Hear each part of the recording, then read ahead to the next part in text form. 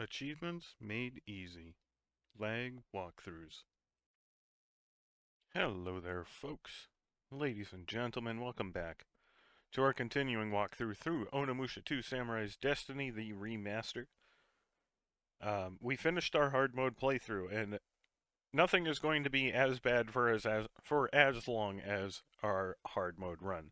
In fact, playthroughs 3 and 4 are going to be very quick. The only reason playthrough 3 is probably going to be 2.5 to 3 hours because you're going to have to give the bones, so you'll have to save and reload until the bones show up. And then also, um, we have to grind out kills at the end of the game because we're going to be blitzing through this.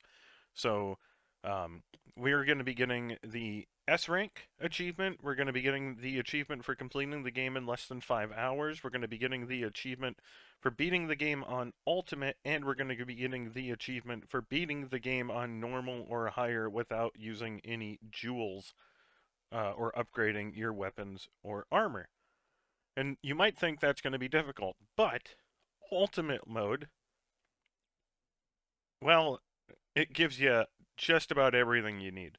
So Ultimate mode gives you the Rekaken weapon, which was the weapon we got at the end of the Purple Phantom Realm. You get that right away to start. You have infinite magic, infinite ammunition. All of your armors are already at level 3, which doesn't negate the achievement. And you start with 30 perfect medicines, as well as 10 talismans and 20,000 gold. So you don't really need to get the power jewels or the magic jewels or anything like that. Um, but to kind of give you an idea of how or what we need to do, I'm going to go over the S rank requirements. So these are on the website text guide. You have to complete the game in a certain amount of time. So an S rank in completion time is 5 hours.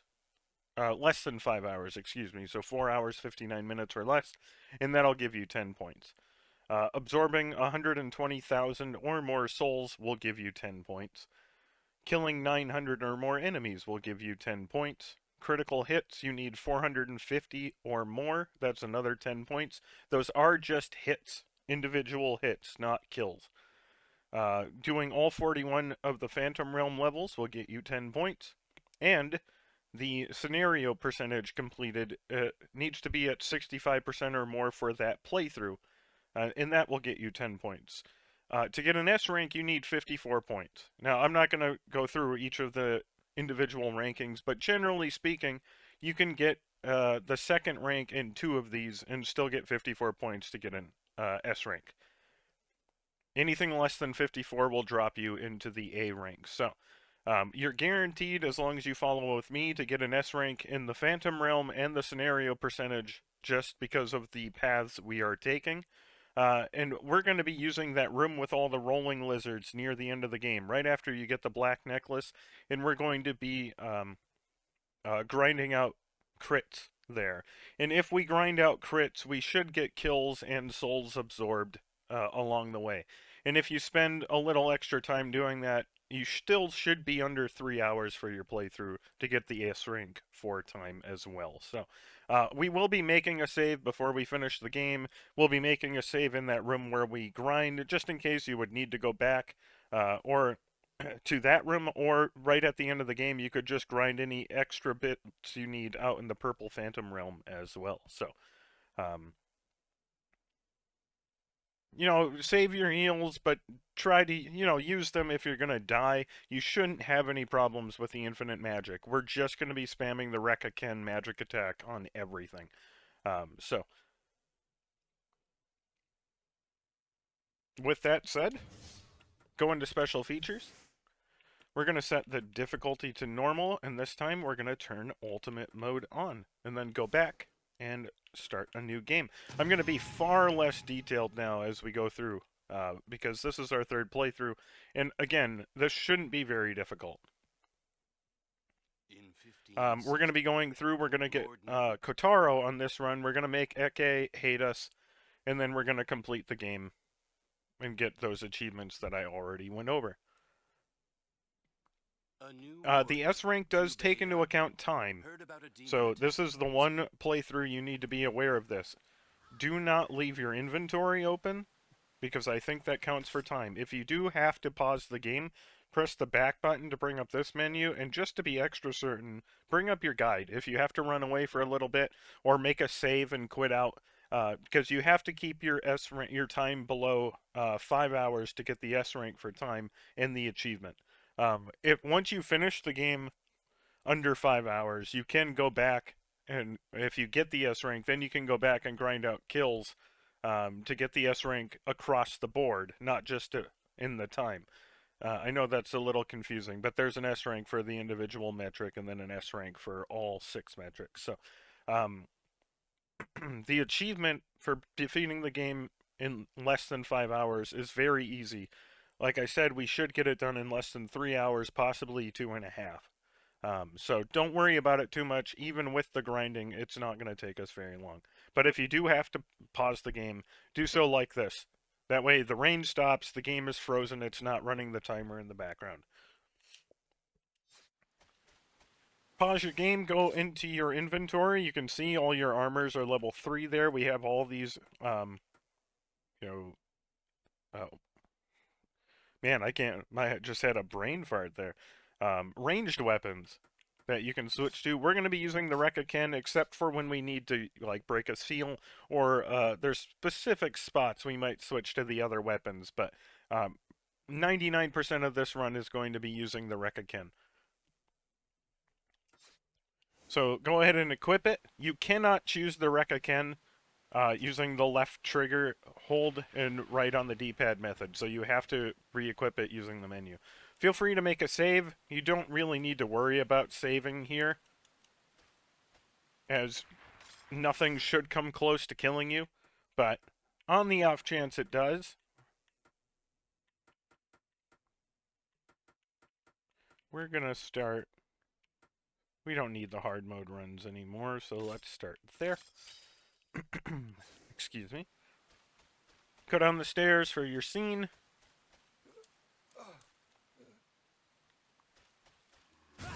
Press Y to realize how easy this run is going to be.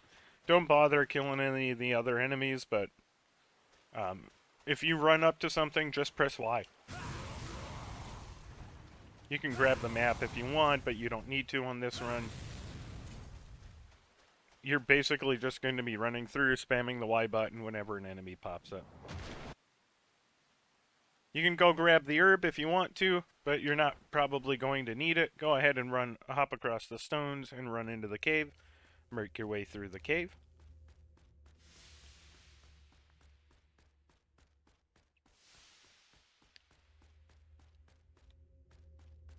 After the scene, you're going to get the charity orb and the play instructions. And we're going to return to the lake.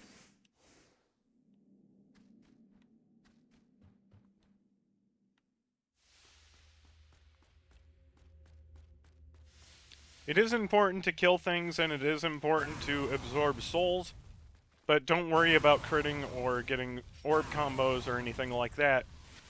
Just kill things, absorb what you can. We're going to be grinding out kills at the end. I'm assuming you're kind of running through, killing everything that attacks you as you're going through, but not waiting around to kill things that pop up after. Turn to the right and grab the frog on the ground here, and then head over to the shrine. This will give you the burrito and be sent to Imasho Village. I do recommend do not use Oni mode until the very end of the game. So if you do get purple orbs, don't use Oni mode at all. Just let it build up and have a full meter until we need it near the end.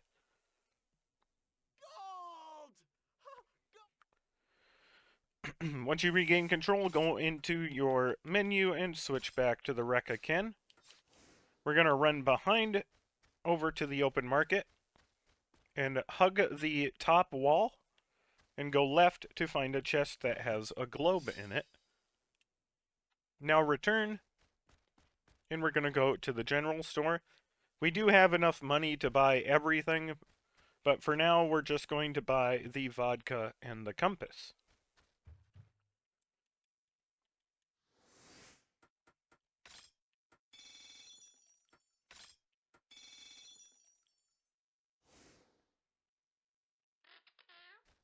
Now we have to go back outside and to the blacksmith so that we can grab the cloth from that chest in here.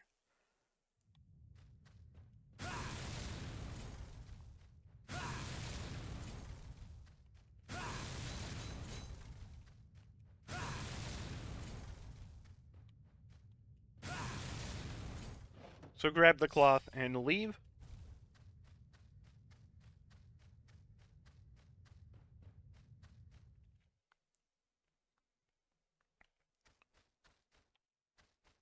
And we're going to head up to the mine. On the way up, you're going to grab the telescope out of the chest.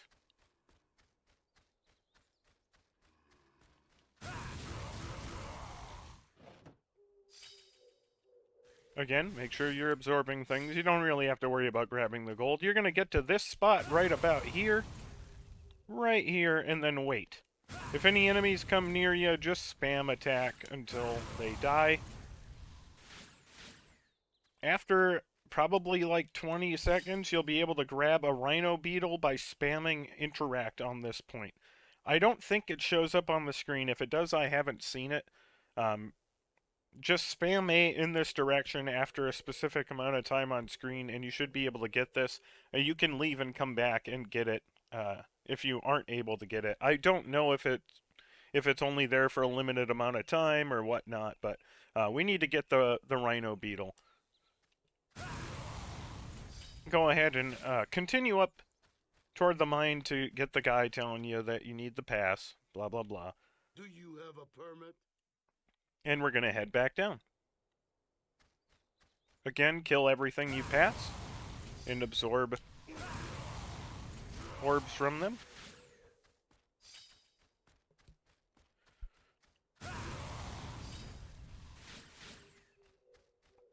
And also, again, don't worry about the gold. Don't worry about... we have enough to buy everything, I think, immediately. If not, it's pretty close. So we're going to head over to the inn or tavern here, run inside, go meet Magoichi and Ekei.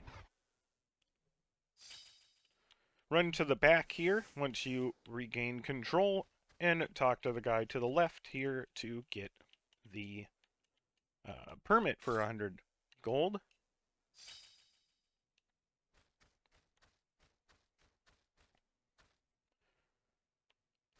Run back to the people over here in front of the building, talk to them a couple of times so that they mention Kotaro, and then head back to the inn.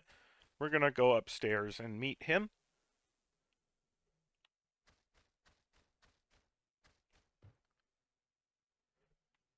He's here! Get him! Go back inside. Go upstairs. Before you talk to Kotaro, go out onto the balcony, talk to the guy laying here a couple of times to get the history book volume 9. Now go over to Kotaro and give him the globe, the telescope, and the compass. If you do receive a power magic jewel, don't worry, it doesn't negate your run, you just can't use the jewel. So, globe, then we'll do the telescope. If you get really lucky, maybe you can get a bone. I'm not entirely sure of all of the possible gifts you can get with each item, so if you do manage to get a bone, that's even better. But for now, just give him the globe, the telescope, and the compass. Wow! I finally get to see one of these!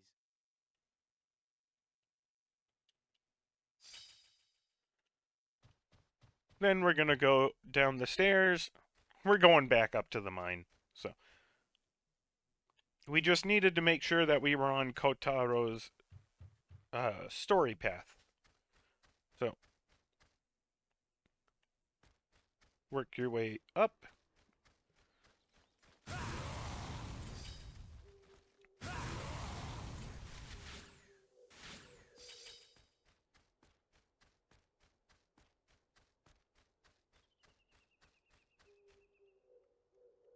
Go inside the mine. Okay, you can go in.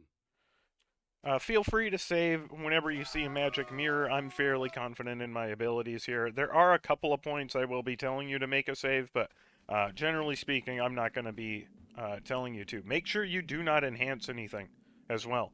That is one of the achievements we're going through. We can't enhance anything. We can't use life, the power, or magic jewels. So just run past the magic mirrors except to save. And if you want to save, feel free whenever you see one.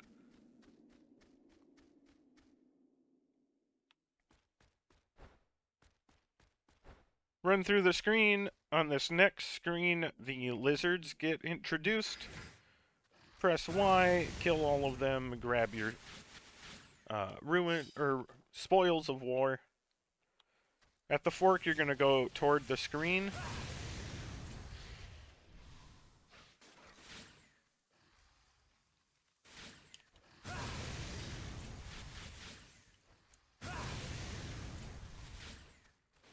Once they're all dead, you'll move over here.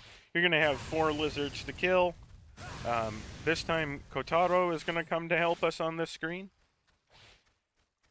And there, you can see there's no one sitting up top. Like when it's Ekei or Magoichi, one of them is sitting up top there. Excuse me, this time none of them are there because Kotaro is here to help. Jubei, ready?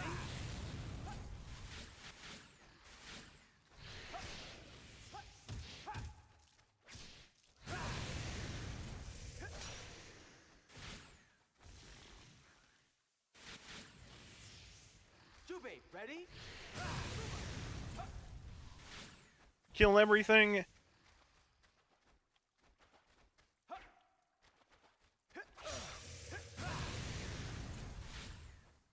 And you'll get another scene. Once it's over, you can continue forward and interact with the altar to get the Hyujin Yari. Just stick with the Hyujin Yari because we do have that seal coming up. But remember, we have infinite magic, so feel free to just spam magic whenever you want.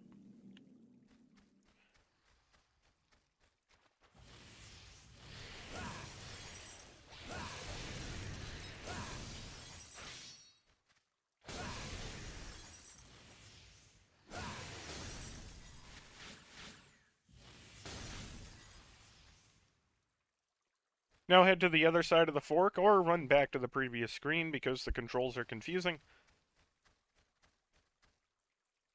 And in this next room, you're going to have a scene. After the scene, run forward and use the Hyujin Yari. Then go into your inventory and switch back to the Rekaken. Again, you can't use the LT trick to move across weapons, so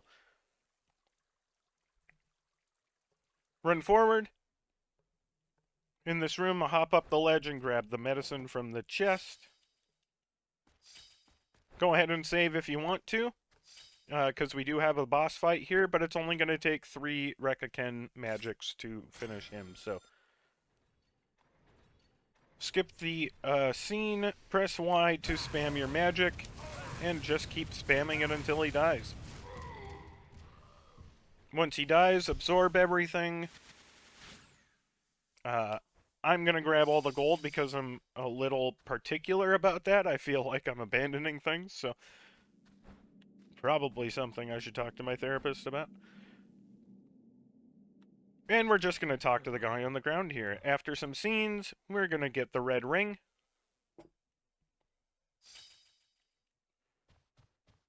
We're going to go down the stairs. We're going to go to the shop through the door, which is now open over here.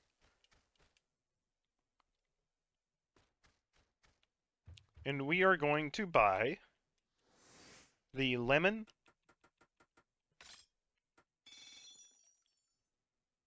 the hair ornament, the book of short stories, the silver armor, the Kamio Hachimaki, and the western greaves.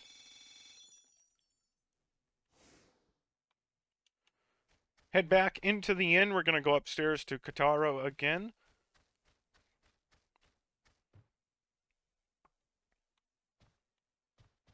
And this time we're going to give him the book of short stories and the Kamio Hachimaki.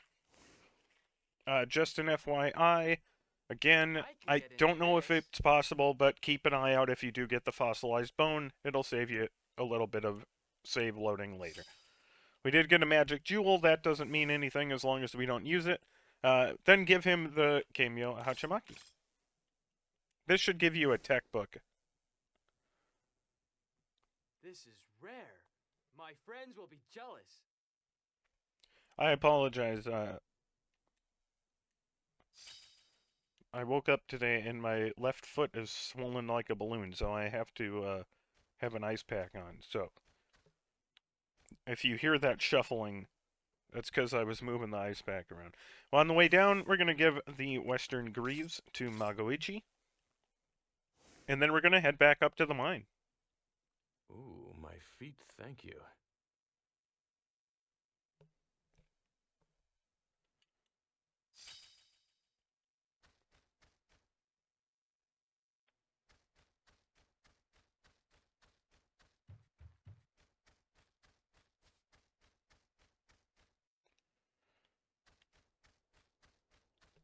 New enemies will be introduced again, just spam the Rekaken.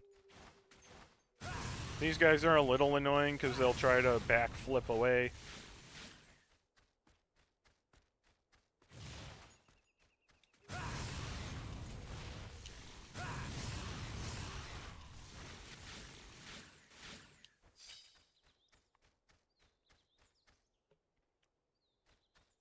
Go into the mine and we're going to talk to the guy walking around twice to get dice.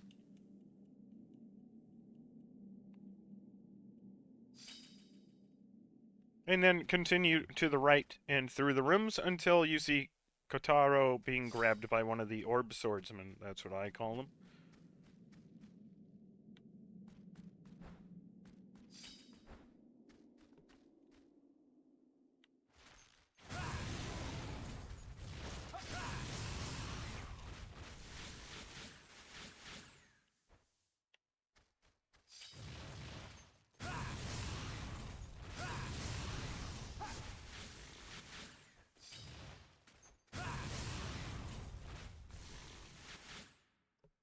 After everything's dead, you get another scene with Kotaro.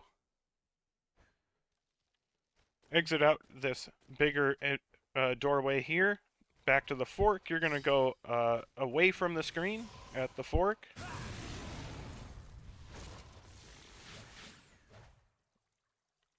Just work your way through this room, but spam the Rekaken as you do. That way you won't be surprised by anything. And then exit on the other side. You'll see Kotaro in here. You can ignore him. You don't have to do anything here.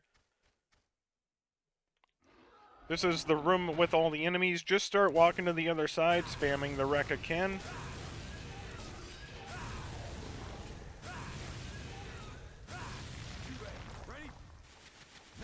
Once you can escape, just escape. You don't need to help kill everything there.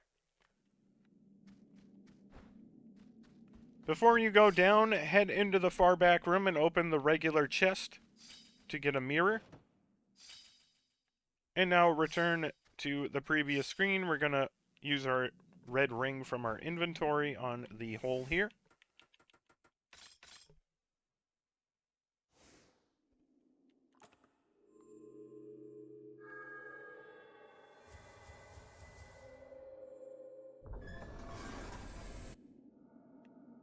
And go inside.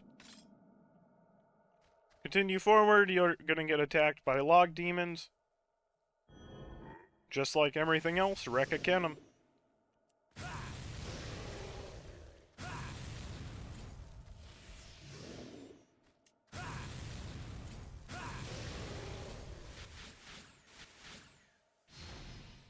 Once they're dead, move, excuse me, through the doorway. Run to the back of the room and you can grab a crystal ball from the chest and then work your way up the stairs.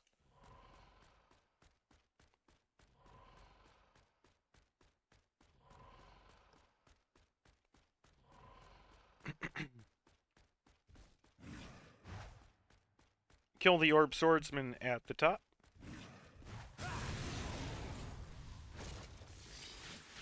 And then go up for a scene.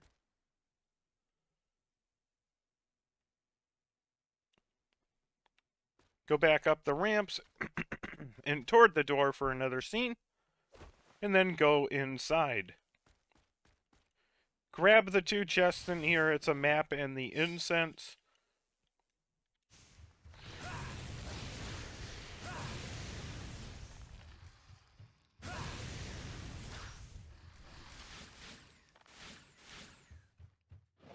I saw a purple orb, so I grabbed it. We have to go into the left-hand door here. Obviously, the magic well doesn't do us any good, but we still have to solve this number puzzle. So we need 8 in the upper right. We need 4 in the bottom right. We need 2 in the bottom left and 6 in the upper left. This is going to give you the bronze mask right. Exit to the previous room and go into the door at the back. You can help Ekei fight in here. The Rekaken is very useful in this room because it's too small to have multiple enemies. Everything will die quickly. You can grab the herb from the chest here if you want, and then move into the next room. Ignore the puzzle chest and move into the next room, and work your way to the end of the hall and through the door. Continue forward. We need to go into that door under the stairs. Again, you may wind up opening the treasure chest. It doesn't matter. You'll get this scene where you have to spam A through the text. Turn around, head to the right, and go up the stairs here. You're going to have a scene here where Kotaro will come to help you. This room is a little bit bigger, so you can't just Rekaken everything from the middle of the room.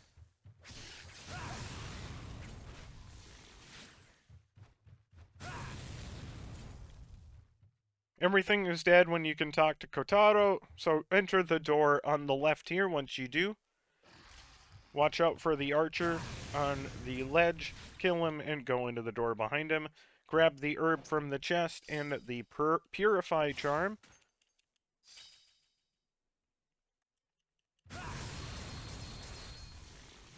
And then return to the previous room. Go ahead and kill the archers up top, but we're not going to stay in this room to wait for Magoichi to kill everything below. Continue all the way back. We're heading back to the room under the stairs, so...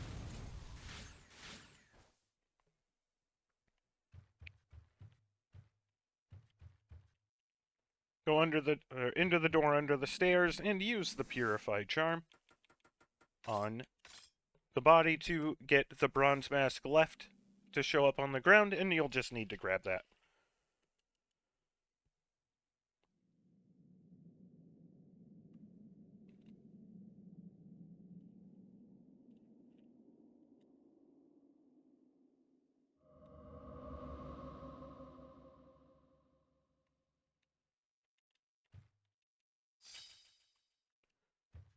Go to the previous room and then go straight. If you want to save at the magic mirror, we fight Gogen Dantas here, so feel free. In fact, I would recommend making the save here just to be safe. You're just going to be spamming the attack button, so more than likely nothing's going to happen to you, but use both of the bronze mask pieces on the door.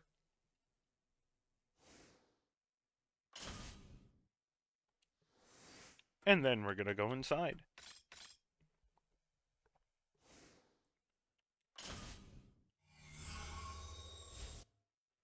After the scene, you're going to have 2 orb swordsmen attacking you. So Rekaken them, absorb what you Rekaken from them, and move into the door at the bottom. Walk forward for a scene, and then you're just going to spam Rekaken until the cutscene triggers. He can hit you. I doubt he's going to do enough damage to, threaten you, but in case you do wind up taking any damage, we have plenty of healing items, so...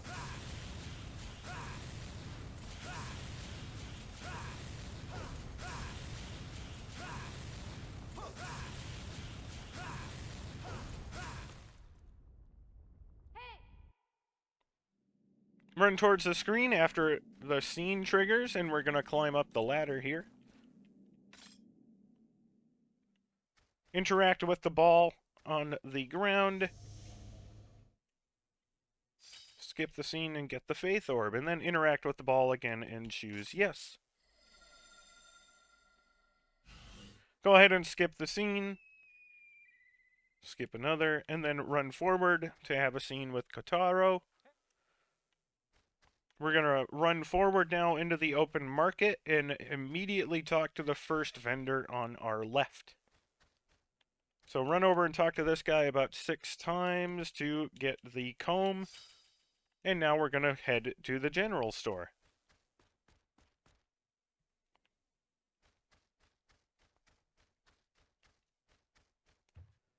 So if you want to buy everything and get the white necklace, you can. We don't really need it. So I don't bother. Go ahead and buy the black pills, the pocket watch, the treasure box, history book volume 8, the pharangi, the gabishi, the gorai shinki, and the couples rings.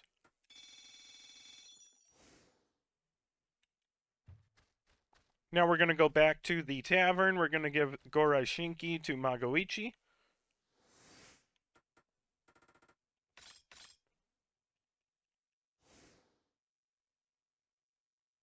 Another magnificent piece to add to my collection.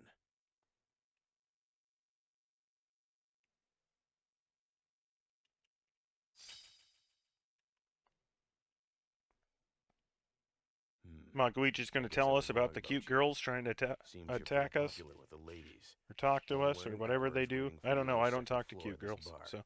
And another one is waiting in the marketplace. Choose wisely. You don't have time for both. Now go upstairs. We're going to give Oyu her silver armor and pharangi, because we will be playing as her on this run. And honestly, those are the worst parts of the run, are when we're not Jubei. So give her the silver armor and then the pharangi. We do still have unlimited magic as Oyu and Kotaro, but Oyu's magic attack doesn't really do a whole lot for damage, so. And then, of course, give her the pharangi.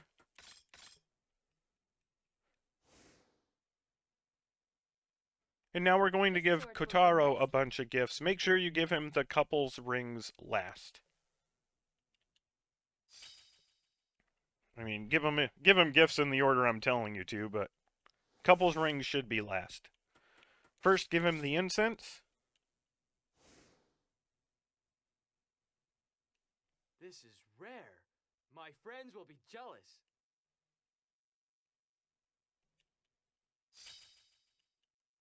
Now give him the pocket watch. Again, you can get jewels back. It doesn't matter as long as you don't use them. You won't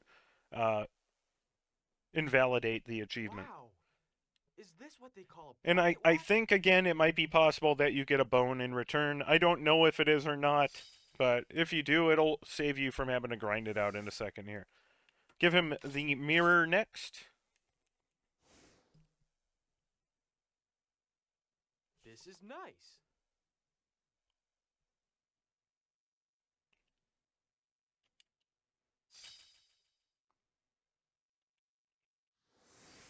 Then the gabishi.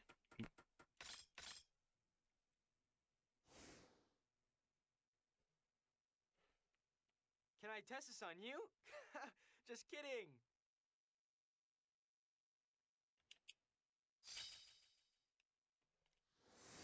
Now the dice.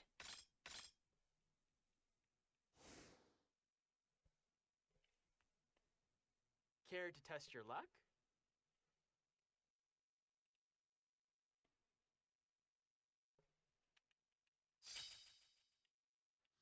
Now the crystal ball.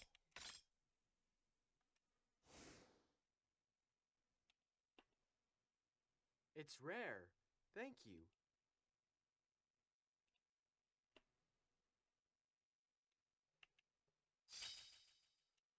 Now the treasure box.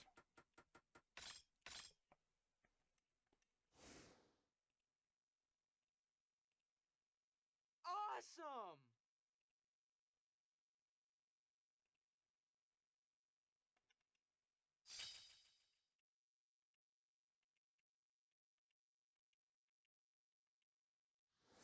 And now the lemon.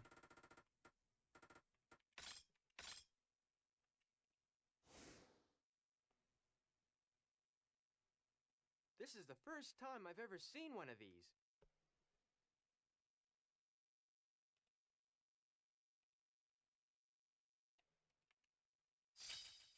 And finally give him the couple's rings.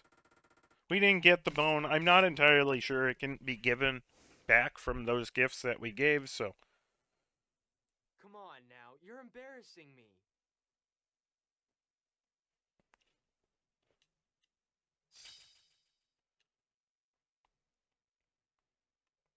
Once you're done giving him all of those gifts, go down and make a save. We have to grind out the bones, so this is one of the time-consuming parts that may not show up in the, recorded time because I'm going to be editing out. So, we're first going to run up to Kotaro. We're going to keep giving him the cloth until we get a bone. If you already got this, you don't need to do this step.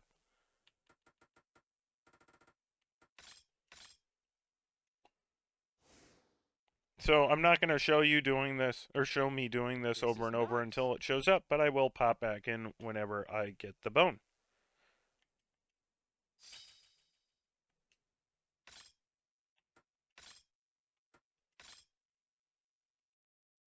Okay, it took me, I think, 10 to 15 reloads, somewhere in there. I kind of stopped paying attention after a little bit. I just kept doing it over and over. So, of course, keep giving him the cloth until he gives you the fossilized bone in return. Once he does that, we're going to go back downstairs to the magic mirror and save again. Something I just discovered is you can run through here. Never knew that. I always thought you had to run around to the other side. Overwrite your save, and now we're going to give Magoichi vodka until he gives you the fossilized bone. And again, I'm not going to show you all of my failed attempts, so if I don't get it on this first try, I will come back once I do.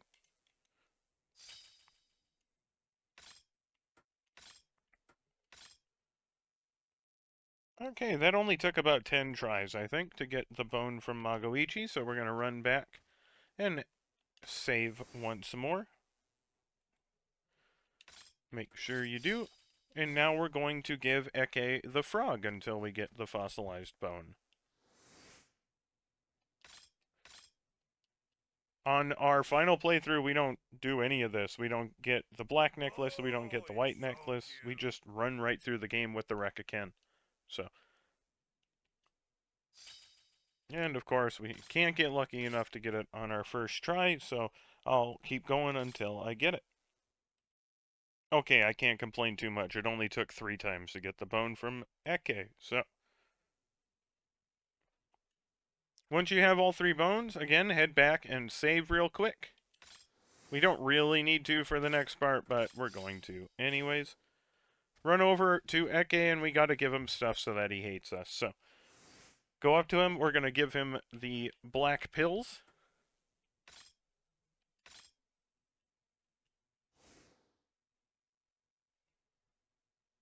What is this? Goat droppings or something?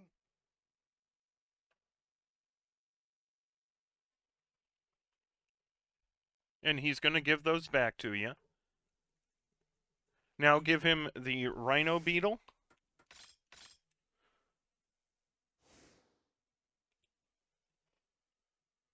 Do I look like a garbage can to you? Yeah, again, he might give this back to you. I don't know if he's going to take any of these. Give him the hair ornament next.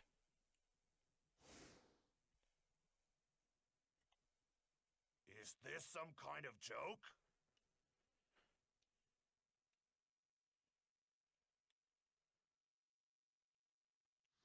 Then give him the comb.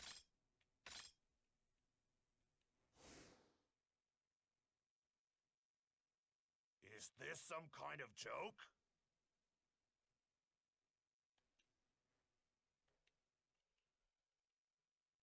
Give him History Book Volume 8. And History Book Volume 9. I don't need this.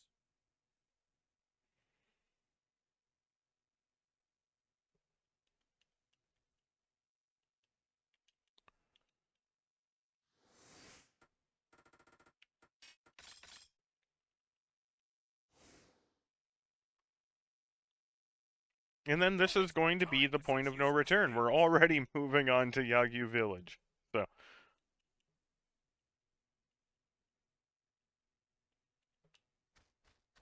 So, head back, make one more final save.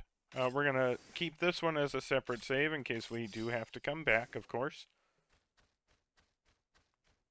And then we're going to head over to the open market and talk to our sexy lady over here.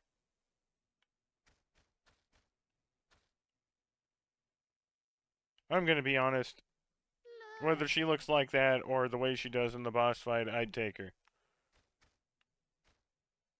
She can have her way with me. We're going to head now down the stairs and all the way back to the shrine we headed to at the beginning of the game. So work your way through the gate here to this new screen. When you run in here, Kotaro should join you, and once he does, go ahead and kill everything.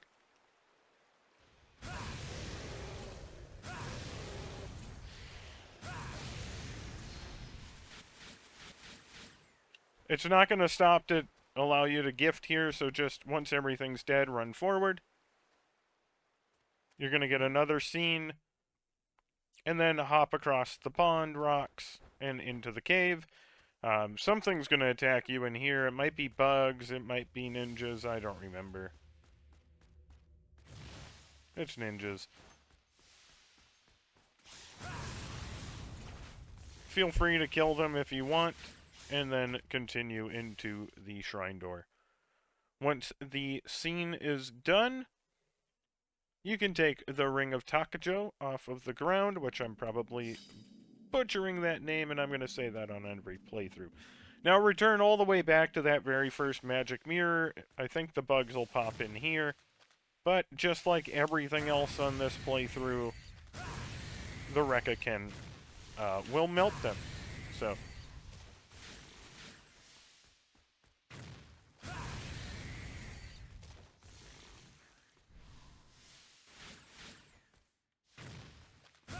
do be careful when you're running forward, because they will hide under the ground and pop up and damage you. So exit back to the pond, hop across all the rocks, ignore Kotaro, you don't need to talk to him. Work your way through this screen. Again, you can just use the Rekka.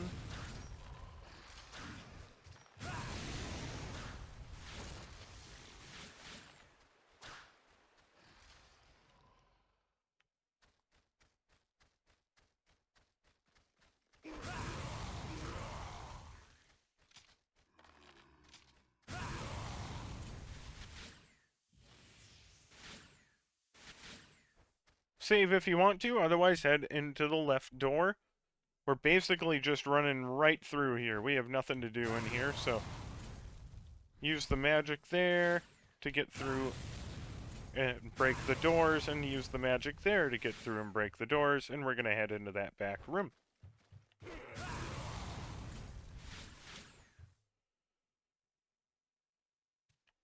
After the scene, you're going to face the armoire and use the ring of whatever. Takajo is what I've been saying. Taco Joe.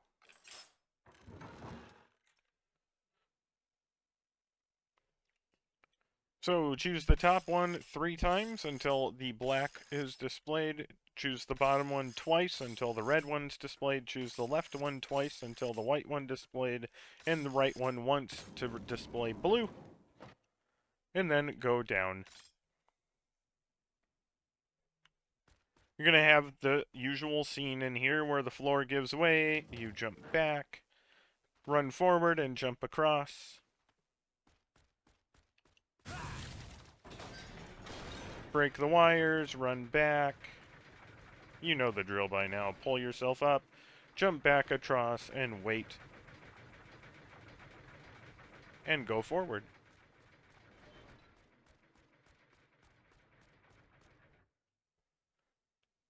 Go ahead and make a save here if you want to. It's not a crucial one, but I'm going to make one because we haven't made one over here yet. And we're going to work our way up the hill.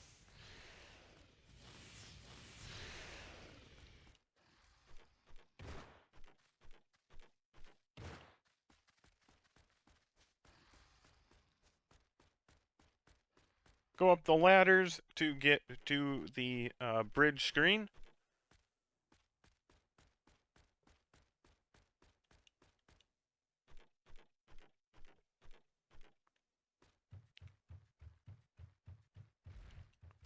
Go ahead and just use the Rekaken to kill the 2 log demons and go down.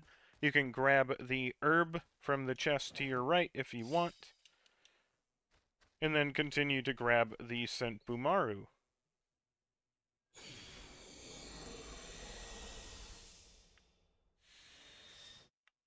We're going to run back with the Senpumaru out, since we have unlimited magic. You're going to have a log demon and 2 archers on the other side of the bridge.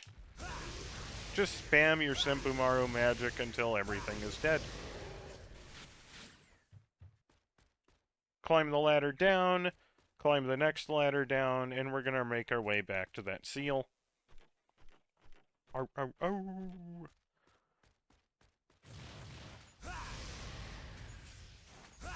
I am stuck on the wall. There we go.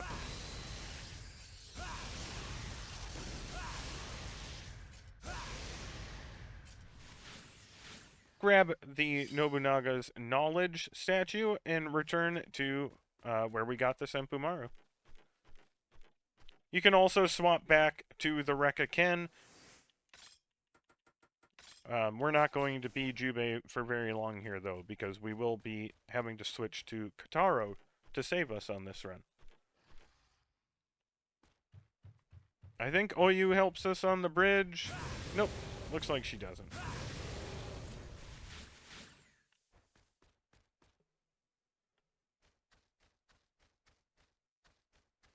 We are going to make a save here, just because this is where we take over as Kotaro. So, run left into the forest to our favorite grinding spot.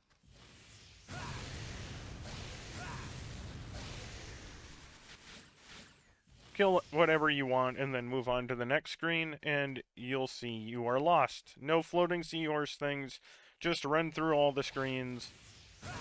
If you want to kill some of the enemies as you're going through, feel free. But eventually, I think it's after 6 screen transitions, you'll get the cutscene that you're lost.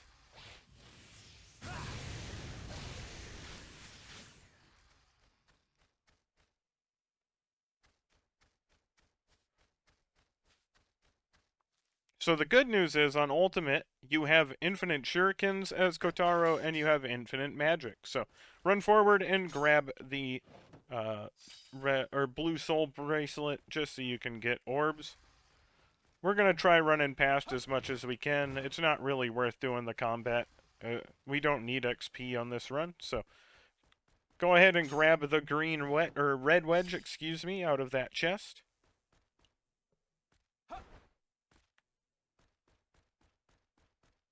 And we do have to do all of the Phantom Realms on this run, so run forward, use the red wedge. All we're going to do is spam Kotaro's magic ability, which makes him invisible, and we're going to slash away at everything.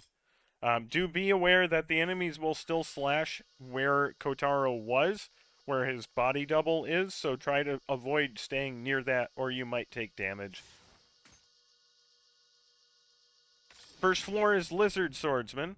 You can crit things if you want to.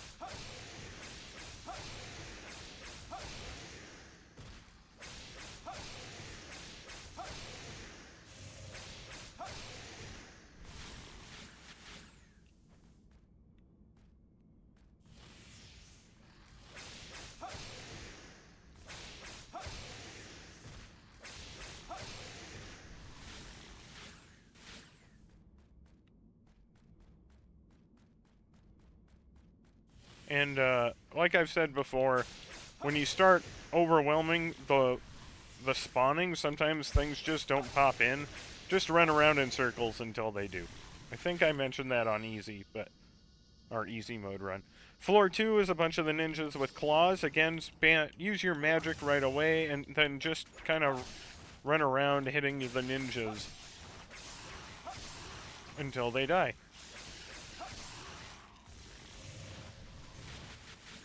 Don't worry too much about the XP.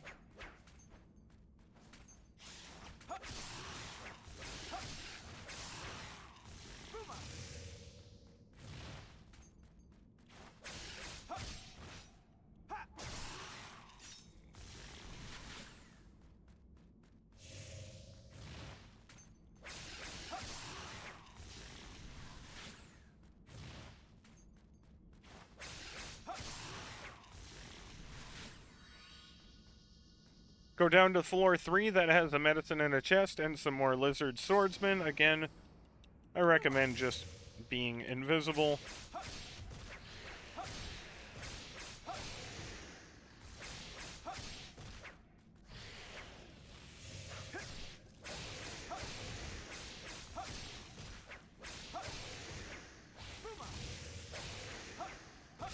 As you notice there, using Kotaro's magic does actually cause a little bit of a shockwave effect on whoever is nearby and can knock them over.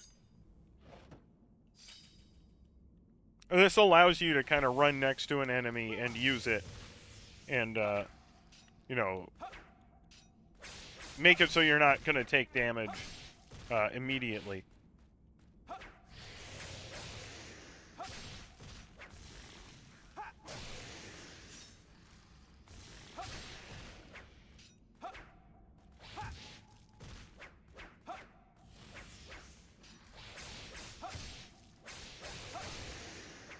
As much as I love this game, it has quite a few combat flaws. And the series, honestly.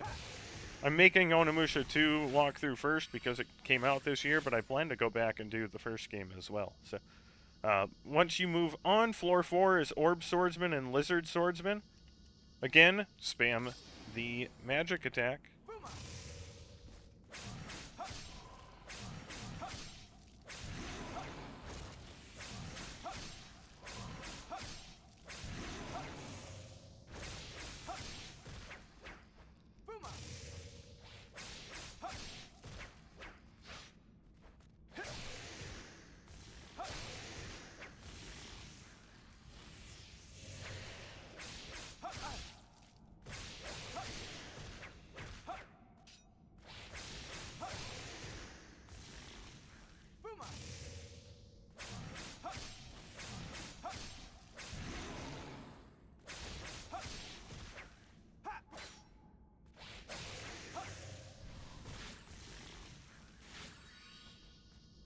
Moving on to floor 5 is Orb Swordsman and Ninjas with Claws again.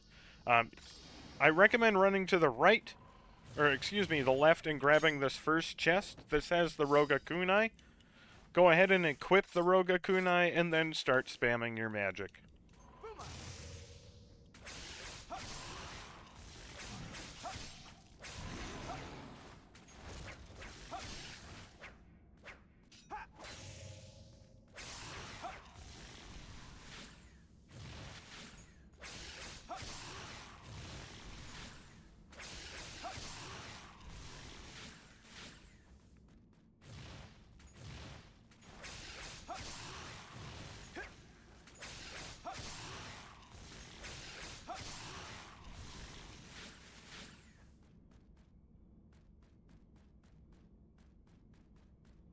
Once everything is kind of slowed down, make sure you grab the 2 items because your escape route does not show up until you do. The redstone plank and the blue wedge, and then you can extract yourself to the world. Run across the bridge. Ignore enemies if you can. It's not worth fighting them again. Run forward. You're going to run right and break this and press A to move forward and jump up the cliff. If you have to kill some enemies there to do it, feel free. Run forward. We're going to grab the stealth costume from the chest here. If we can get up there. There we go. And we're just going to continue to the next screen real quick because I don't like dealing with the fish. Then equip your stealth costume. And continue forward. And to the left. In this area, run across the water. Do be careful again because of the fish. They can snipe you from a distance and run in the back door. We're going to run to the blue circle and use the blue wedge.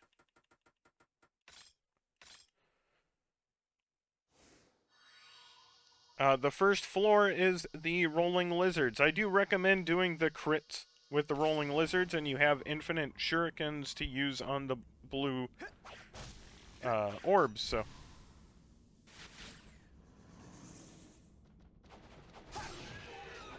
This is a pretty good floor if you did lose any health to be able to get it back with the crits, so. And you can just spam your shurikens at the blue orbs.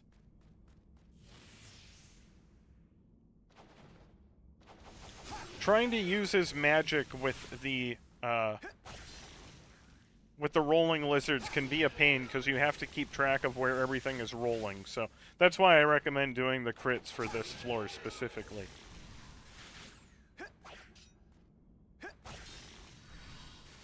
Once everything is dead, we'll move on to floor 2. These are the armored pointy bugs. Now, these can be a bit of a pain. I do think his forward attack, when he's locked onto an enemy, it's an upward kick. It knocks them over, allowing for a quick kill. You can try doing this while you're invisible as well. Either way, that's the best method for dealing with them. Unfortunately, I think I made a mistake, and I don't think the bugs pop out of the ground if you're invisible, so. There we go. That kick. That allows you to, you know, as you saw there, it knocks them over, and then you can blast them.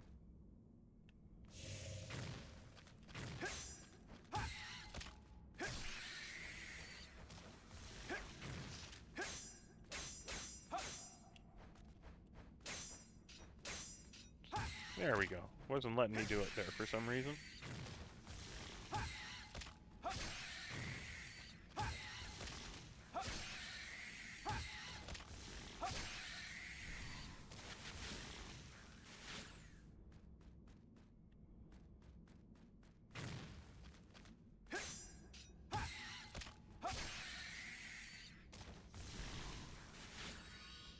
We're going to move on to floor 3, which is more of the pointed bugs and the log demons. So this time we're going to spam magic and work on the log demons.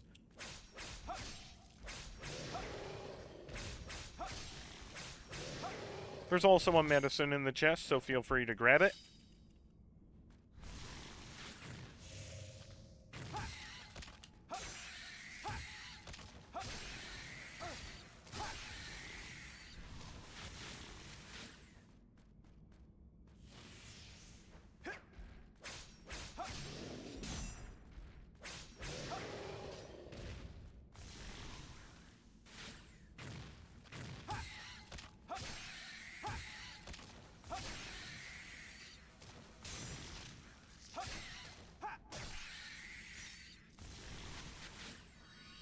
Floor 4 is axe demons and rolling lizards. Again, I do recommend trying to just use the crits from the rolling lizards if you can to get to the axe demon. If not, like I did there, I'm gonna just run over and slash away on the axe demon until it dies, and then when we pop back visible, I will work on the rolling lizards. I mistimed the first thing that happens. I don't know how I mistimed that, but apparently I did. Maybe I'm just getting old. If you do have another axe demon pop in, do the same thing. Try to lure it so you can crit it near, or crit the rolling lizards near it, and if not, switch to your magic and just swing away at it.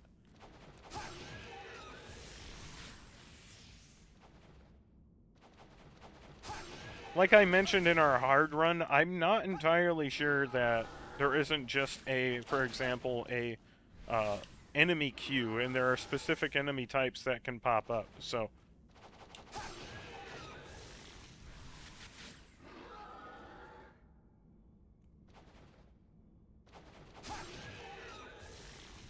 So I think it should only be one axe demon, but it might be more. Floor 5 is axe demons and a large one, so all you're going to do is spam your magic. Immediately use it, run forward, and swing away at the small one until it dies. You're going to do the same thing with the big one. Just swing away at it. Because if it uses any attack on you, it can kill you very quickly. Immediately spam magic again and go wild until the axe demon dies. Grab the bluestone peg, and then you'll be able to go back to the surface. And you will basically be done using Kotaro. Head to the right and through the door. We're going to run back across the water, but do be careful about the fish. Make sure you're aiming at the stone peg, because I clearly was not there, and use both of, or stone item, and make sure you use both of them. I am going to have to block here because they spit some fire or water at me. Use both of them, and the second you can get through, run through for a scene. Or excuse me, you got to run through this area first. Block so that you can get through and then just run past. And now you'll get the scene. Excuse me. After the scene, you'll be Jubei. You'll get whatever souls Kotaro collected. You can go back and save if you want, but we're just going to be spamming Rekaken on Gingham Fats. It should take 4 of them. So just run in straight ahead, skip the scene, and start spamming Y.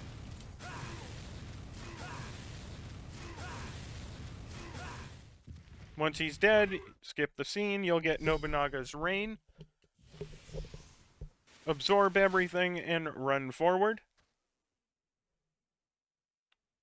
Run to the left. And we're going to do Kotaro's little mission here, so, excuse me, ran back the wrong direction. Run forward and talk to him.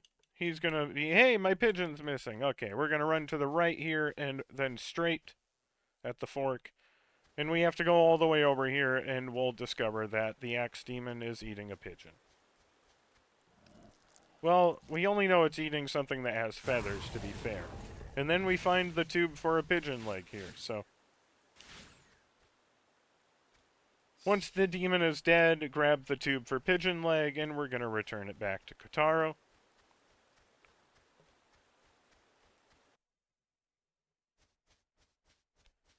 Walk up to him and give him the tube for pigeon leg.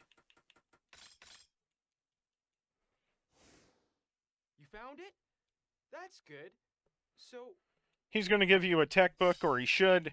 I think there is a chance it can be something else. We're going to swap over to the Burrito to break the seal over here. And make sure you switch back to the Rekaken. You'll get Nobunaga's Dignity behind it, and now we have to go do our little favorite memorization puzzle with the Nobunaga statues. So, make your way across the water. Again, watch out for the fish. You can use the Rekaken magic to kill them if you want. Run left into this room, and you're going to have to memorize. So I do it open, closed, and sword. That's how I memorize, from left to right. So... closed sword open. So, pause. We need the closed, which is Nobunaga's. Closed goes on the left. Then we need the sword.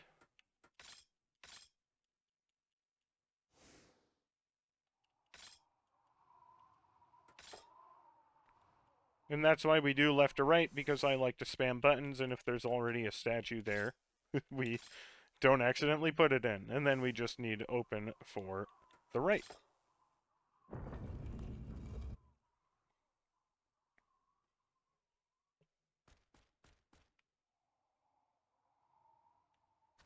In the next room, Kotaro is going to show up to help you. You don't really need the help on this run. I came here to help you. But we're going to fight everything.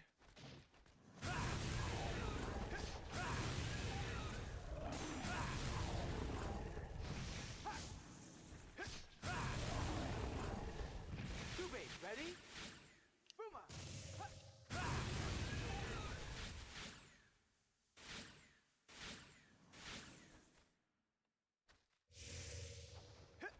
Jubei, ready? Booma!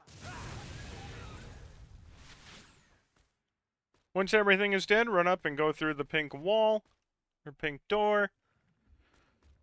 Just run straight up to the tentacle enemy and melt it with the Rekaken. If you want to kill all the rest of the enemies here, feel free. You can make a save here if you want. Again, we're just going to run in, skip the scene, spam the Y button.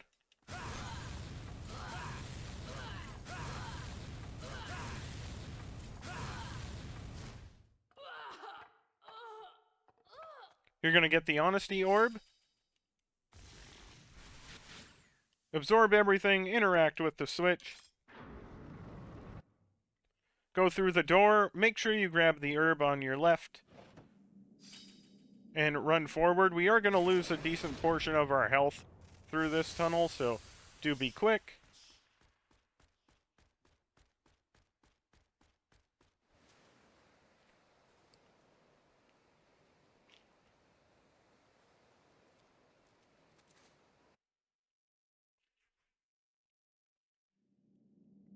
After the scene, you can grab the secret medicine. Go ahead and heal yourself with an herb, just to be safe. And I would recommend saving again. We fight Gogen Dantis next, so on the off chance something terrible would happen, we'll have the save. Interact with the little thing here, and put the Honesty Orb in. After the two scenes, you're just going to spam Y until another scene triggers.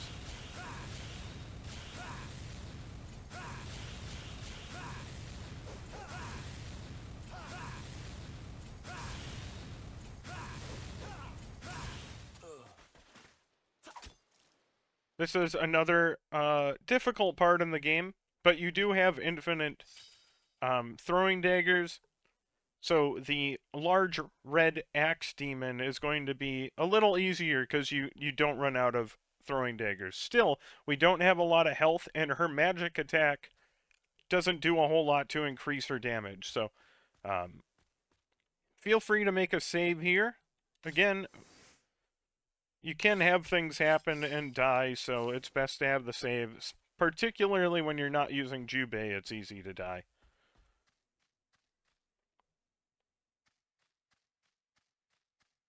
Run all the way across and grab the key plate from the chest. Ready. Or you can press the wrong button like I did there.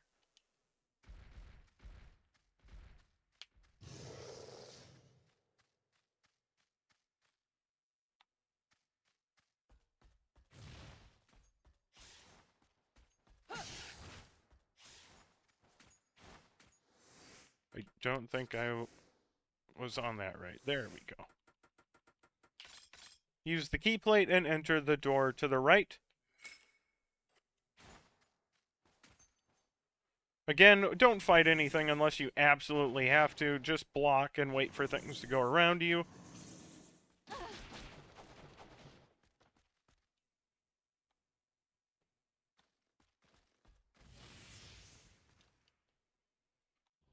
go through the next door, continue down the hallway, get turned around because the camera angles are terrible and the controls are based on that. Enter the door at the end, walk to the other side of the room, and block for what? I think it's about 30 seconds until the portal disappears.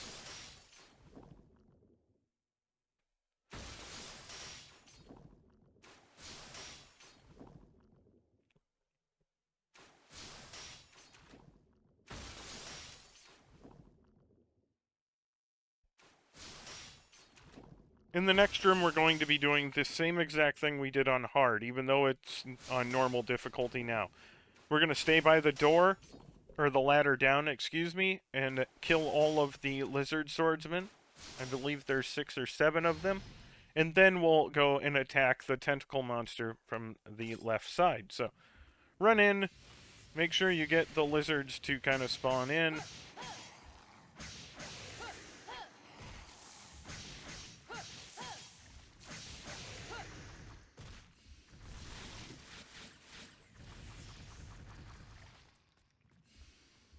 And then try to lead them into the corner so that the snake monster can't and put its little tentacles down to the ground and get you.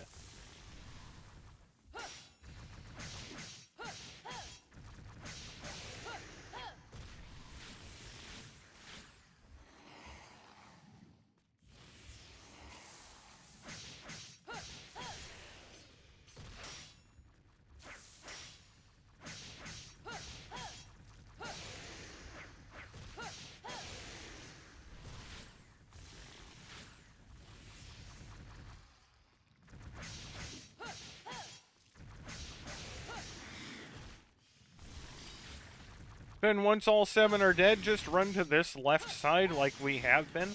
Swing away, that will kill the bottom left head there.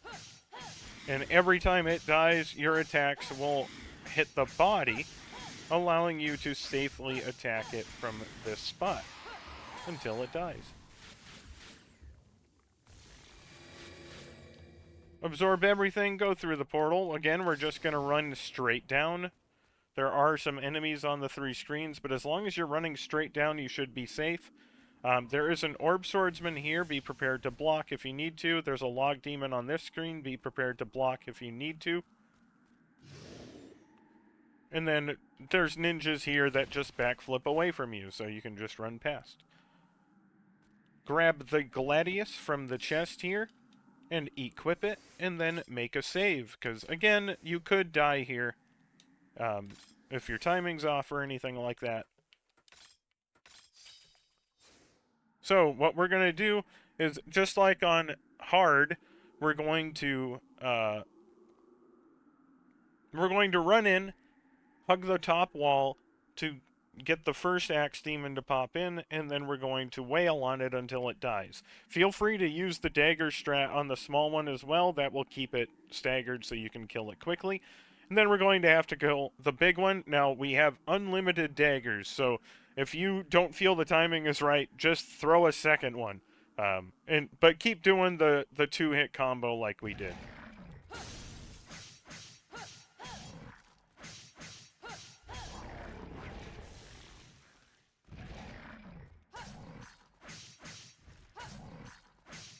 If you want to be super safe, you can even only swing once. We have enough daggers to do that forever, so. I think it only takes about 15 daggers. Oh, that, for some reason, I did not. For some reason, it did not throw a dagger for me then. So we are going to heal. We have plenty of heals, so.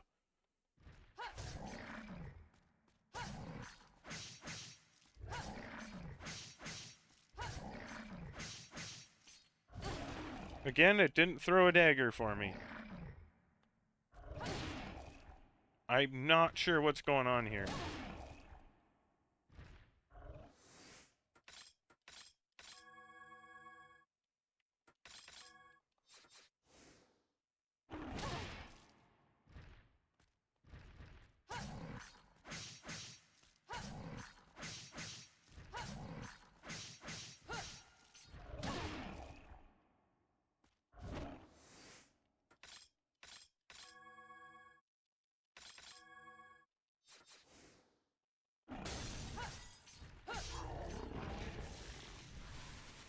Once everything is dead, you're going to get your sacred flute. This. If you do start burning through your perfect medicines, don't worry about it. There aren't very many spots we need to heal on this run, so. Once you get it, we're going to head all the way back to the beginning. Feel free to stop and fight things if you want to.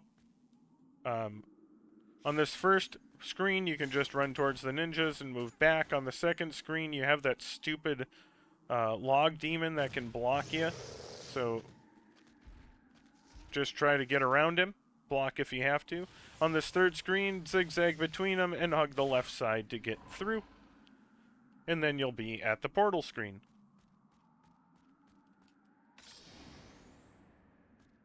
Run straight, ignore the enemy, and climb the ladder.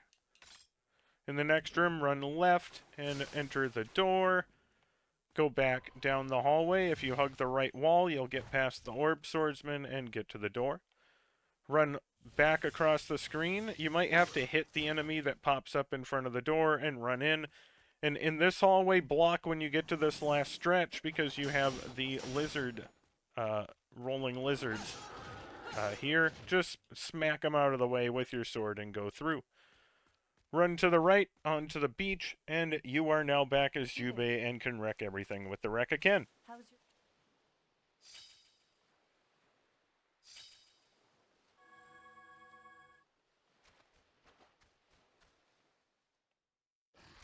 Head inside, and you're going to get the Dukotsui.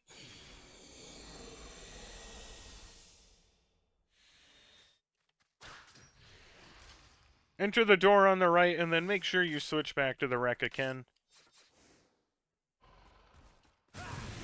We're just going to work our way through the rooms here. You should get a scene in this one, I think. Yep. And you'll be in the other hallway. Continue forward. There should be some enemies over here. So go ahead and kill them and work your way through. I don't need a purple orb.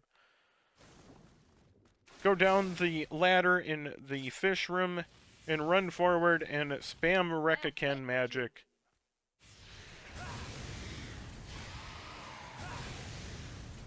Until everything is dead. You do need to switch to the Dukotsui to get through the seal, so go ahead and do that. And switch back to the Rekaken.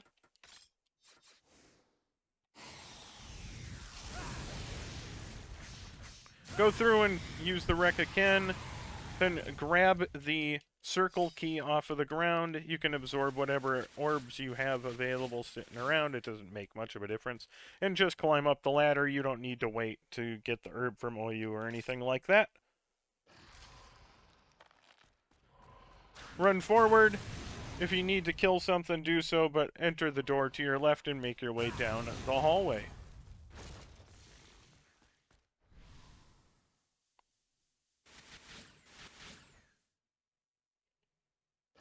Cross over to the other side of the room. Oh my gosh, it changed the control scheme on me and messed me up. Go into the door to the left. You can save if you want to. Go around in this room. Kill the lizards and the orb swordsman. Go ahead and switch to the Senpumaru real quick and turn on the blade, the fan. We're going to switch back to the Rekaken. And go up onto the elevator. Just run straight and into the door on the other side. The robots will pop in, but they shouldn't aggro to you. If they do, the Rekaken wrecks them just like everything else. Climb the ladder and work your way around.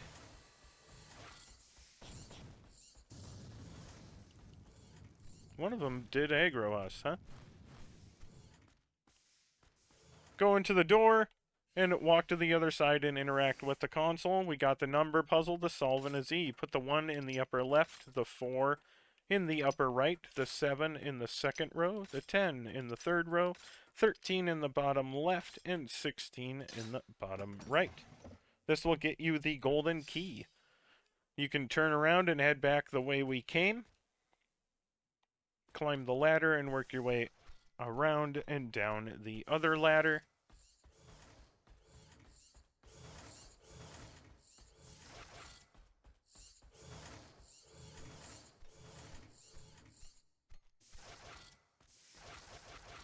Again, if the robots attack you, feel free to spam them, but they should leave you alone. Climb the ladder in the next room. Interact with the keyhole and press yes to use the golden key, then hop across the boxes.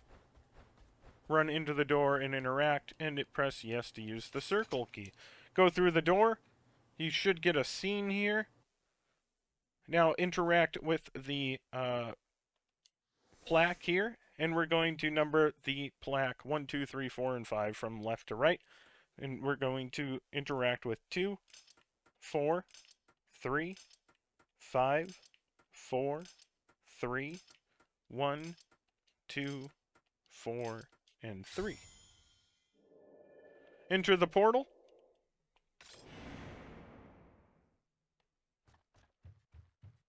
Go through the broken railing and all the way around, and we're going to go down inside.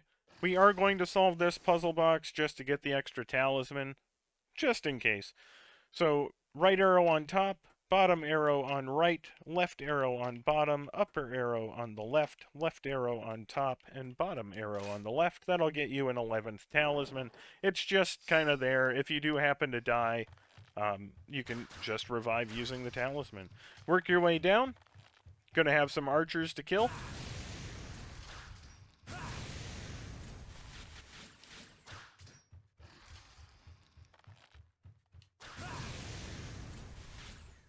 You'll have some ninjas that drop in at the bottom.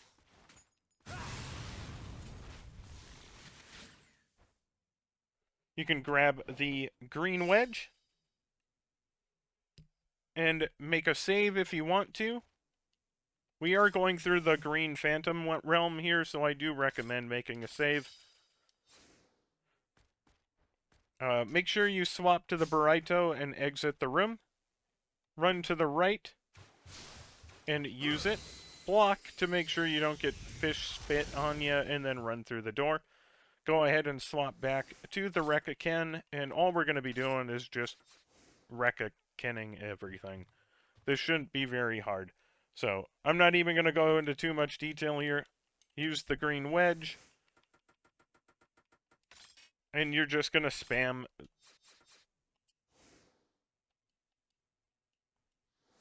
Did it not use it? Or did I only go to the blue wedge? Okay, might have been my bad. Go inside, and your first floor is Lizard Swordsman.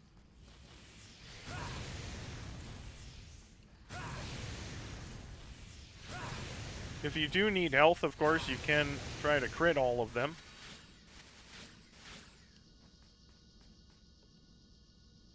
Floor 2 is ninjas with claws. These are a little bit annoying because they like to hop back from your radius, or from the radius of your flame, so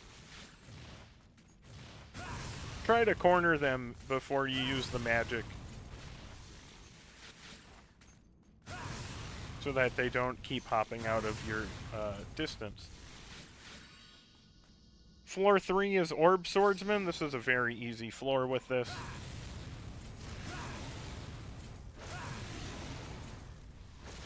In fact, this floor is so easy you tend to outpace the spawn system.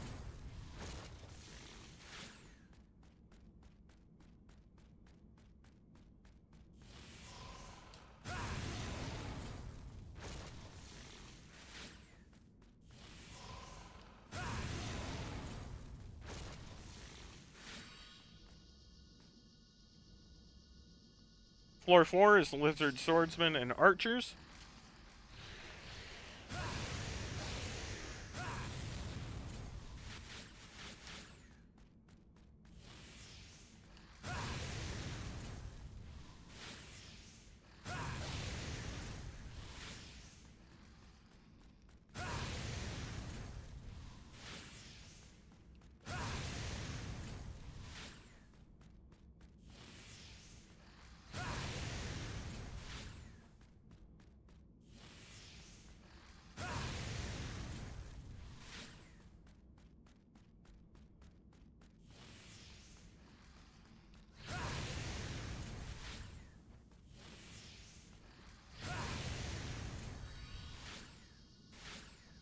blue 5 or floor 5 is the blue orb suckers and ninjas with claws. Again, you know the drill.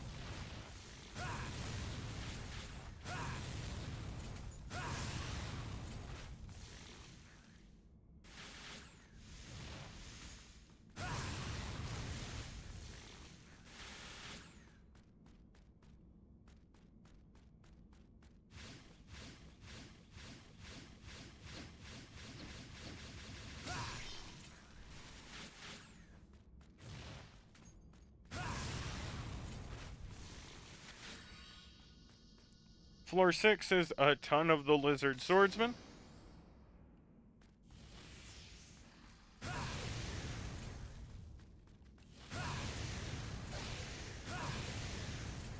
From our first run, again, our hard run, I think it's like 20 of them.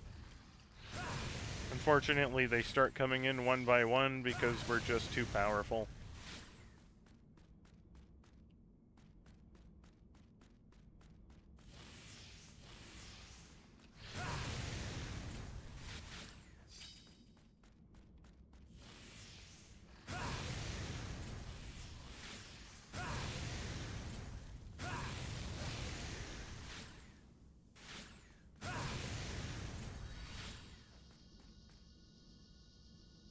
Floor 7 is the rolling lizards and blue orb suckers. If you want to, you know, do the crit method here, feel free.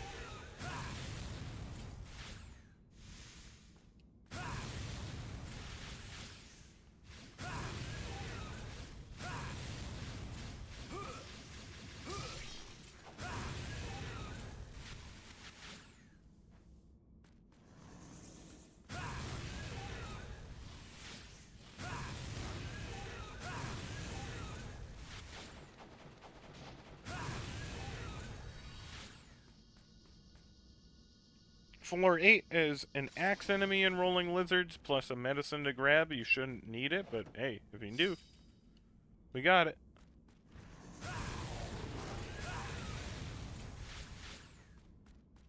In reality, nothing should come close to touching you, so...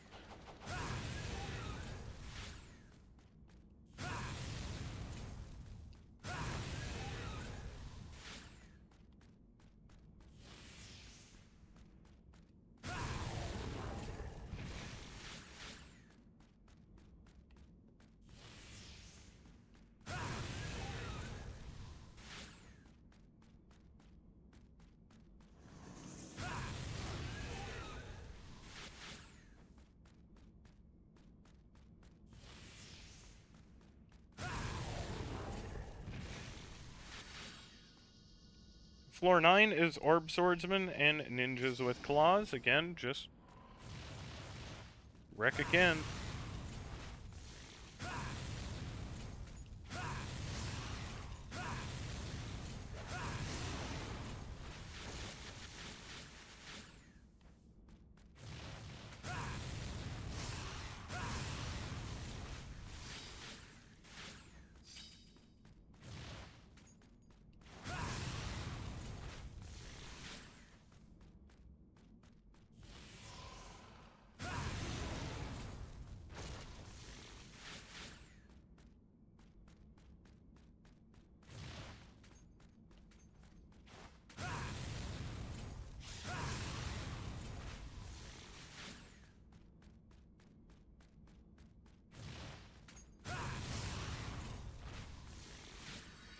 And floor 10 is Orb Swordsman and Log Demons.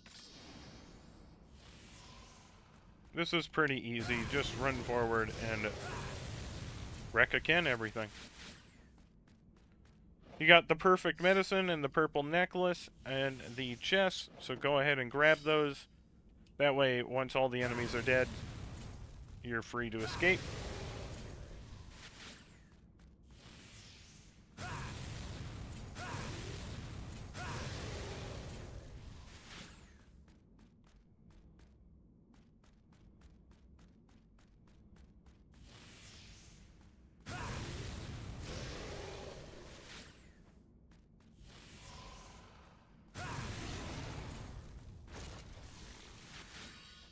Once everything is dead, you can go back up to the top.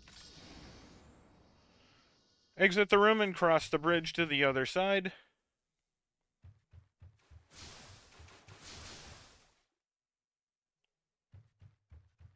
And exit this room. Kotaro's gonna help you on this. Help being the operative I'll word. give you a hand.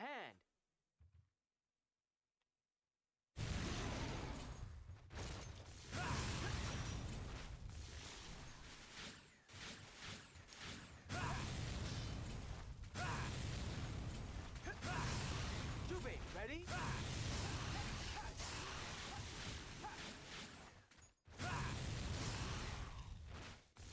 Did he just throw a bunch of daggers? Is that what happened there? That was interesting. I don't think I've ever seen that.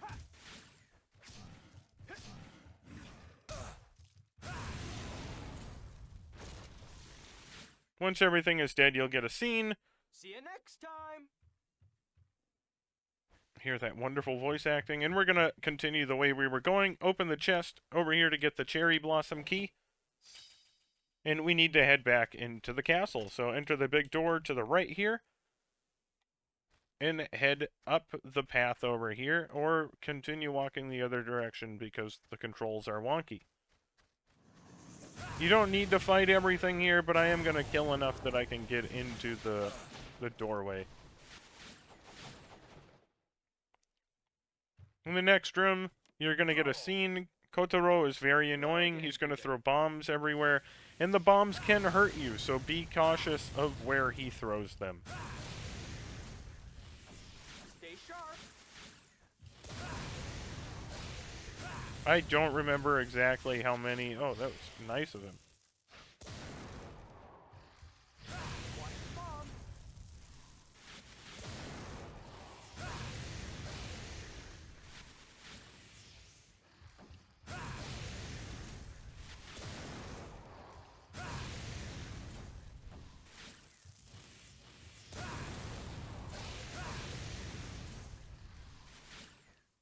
Stay sharp.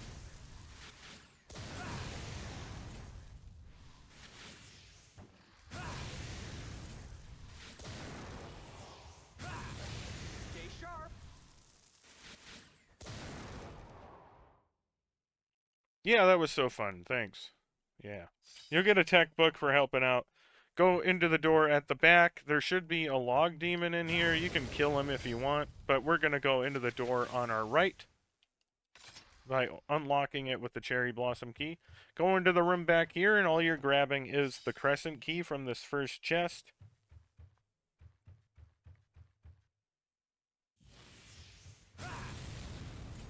Enter the door on this side of the room and exit out the front door and help Kotaro out here.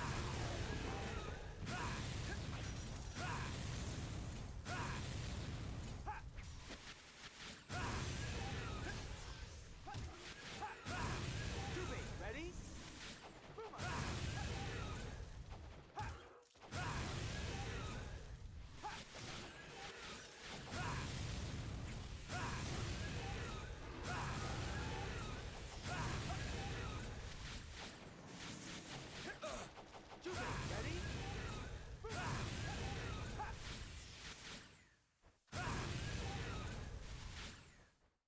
Once everything is dead, you're going to run down on the, well, on either side really, but enter the door on this side over here.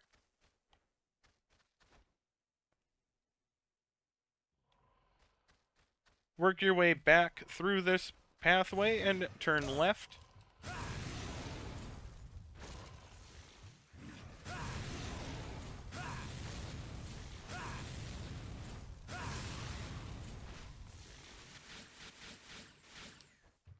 And you can unlock the door here. We do need the Hyujin Yari out here, so go ahead and switch to that.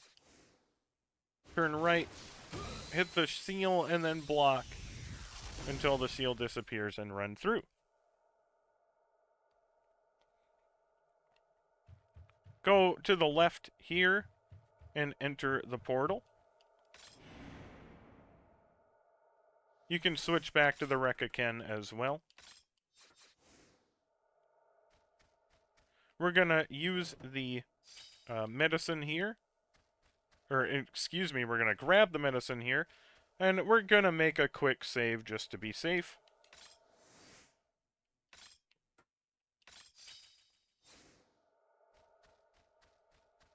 Just work your way through the rooms, killing everything. Until you get a scene.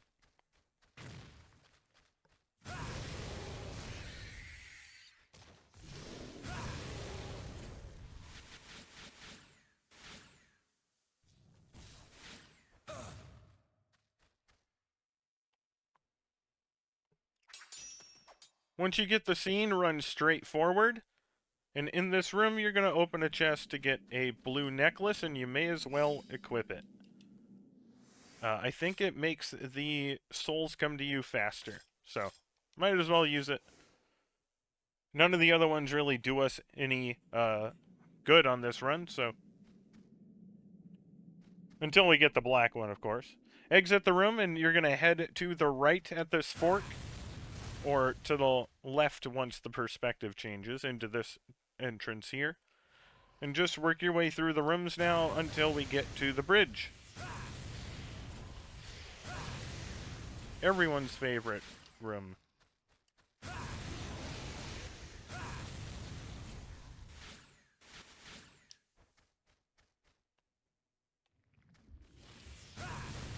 Go ahead and spam Rekaken to kill the tentacle snake monster. And then pull the lever to get the bridge down.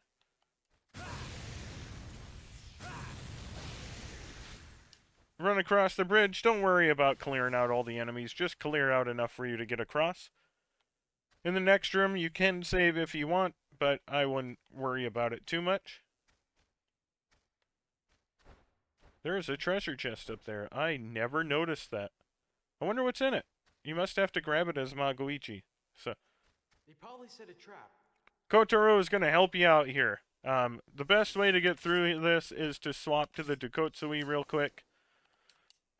Use its special, and it will show you all of the traps on the ground. So, we just ran over one, so I don't think... I'm guessing we must disable them, because we just ran over the one and didn't get damaged. Go ahead and talk to Kotaro, and he'll give you an herb, and you can continue into the next room. Be careful in here. It has all of the furnaces, all of the small axe demons, and big axe demon. So just spam your Rekaken to kill everything. It shouldn't be a problem with the Rekaken. And continue into the next room. Go ahead and spam your Rekaken again, and again, and again. And continue into the next room, and you can open the regular chest in here to get the Great Powder Tube.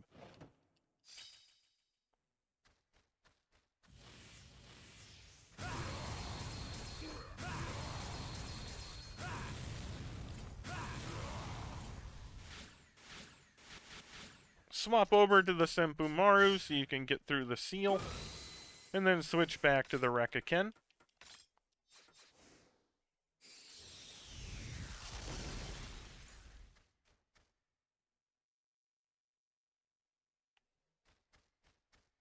There's an herb in that chest if you want to grab it. I'm not going to bother here. Use the Great Powder Tube on the guy blocking the door. He's going to give you a secret medicine.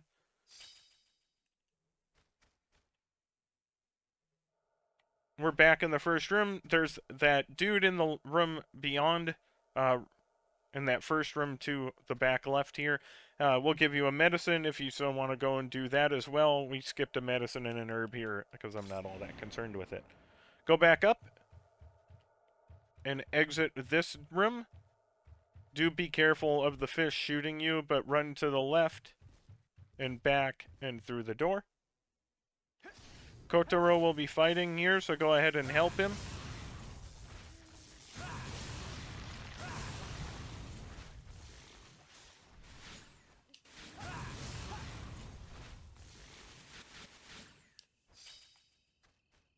Once everything is dead, I believe you get a scene.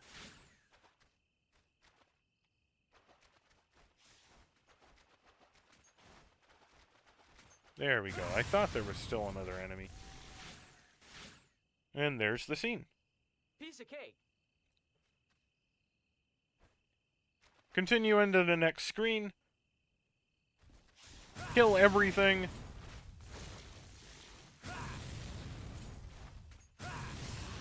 And then try to absorb everything with the statue to get a little bit of an orb boost. Go into the next door and go up the path here. We're gonna get the statue here a couple times to get our medicine and continue through the door. Run forward. Don't even bother killing anything here unless you want to. The archer might hit you, so I killed him. Feel free to save here if you want to, but you shouldn't need to, and take the boat across. Go up and use the Reka-Ken magic. Go through the door. Kill both of the log demons with your Reka-Ken. And go into the door at the back. Then run forward and use the secret, or the great powder tube, excuse me, to open up, or to free those people. Talk to the guy on the left twice to get a secret medicine and go through. We got another of those puzzles from before. Number them 1 through 7 from left to right. We're going to start with 3, 5, 4, 2, 3, 4, 6, 7, 5, 3, 1, 2, 4, 6, 5, 3, and 4. Go ahead and enter the portal.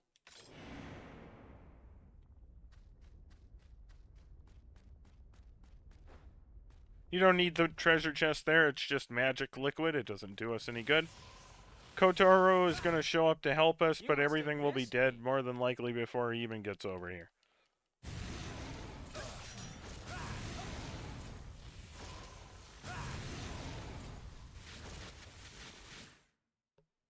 Thanks for the help, man. I appreciate it. Now we got to go back and get our black necklace. So turn around if the game will ever let you. And use your 3 bones on the door.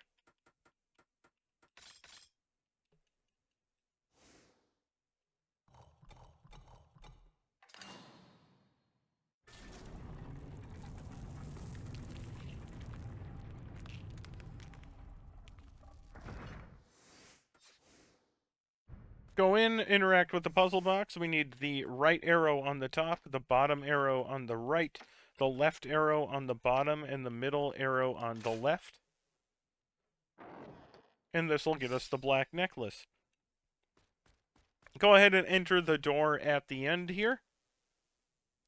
And make a save. This is the very important save. So we're going to make a save here, and we will not be overwriting this one until we're done grinding. So this is where another potentially 30 to 40 minutes of grinding is going to take place. You are going to equip the black necklace. You're going to go into the next room, and you are going to attempt to do individual swings on every enemy. Because the point is to get a bunch of crits. And if we get the S rank in crits, you know, we don't have to get the S ranks in kills or souls absorbed. So we are going to sit here and do about 425 or so crits.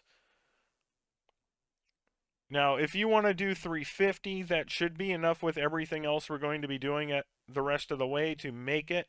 But I recommend going up to 350 or 375 to 400, somewhere in there.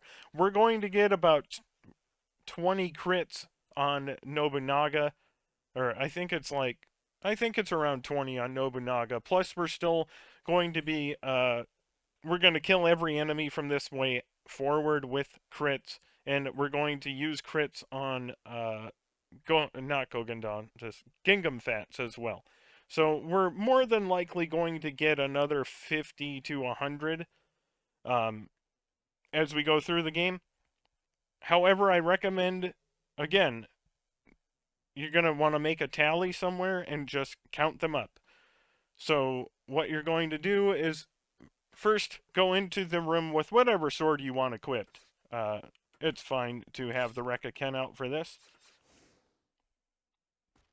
Because the first time you go in the room, the enemies are different. But clear everything up. Make a count of how many crits you, Are you all right?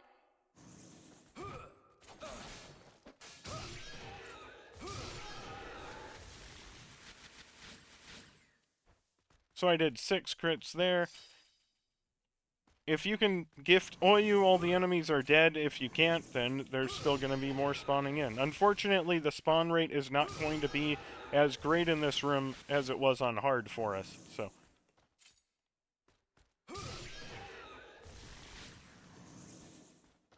but this is essentially what you're going to be doing, and unfortunately, this is the best way to do it.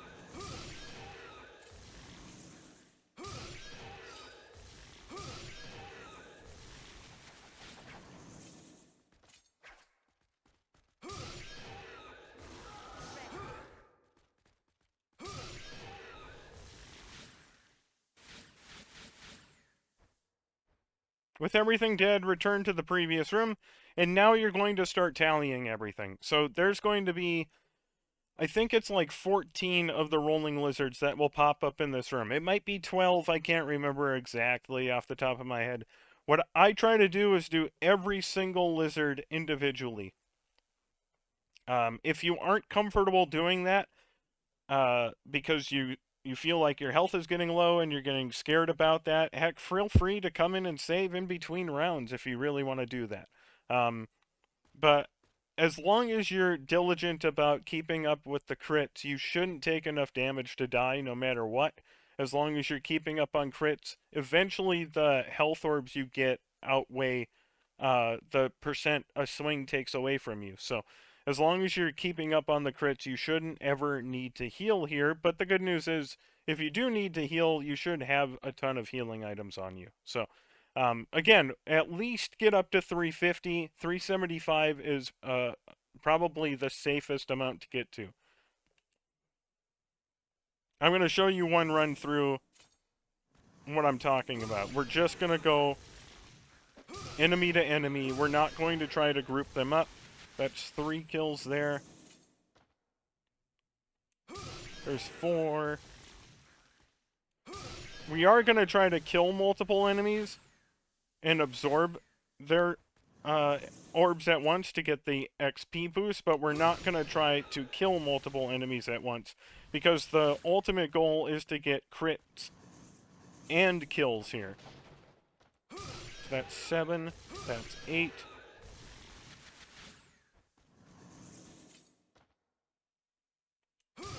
Nine.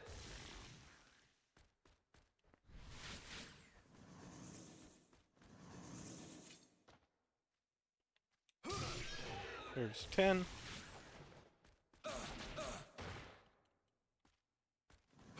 There's 11. 12. 13.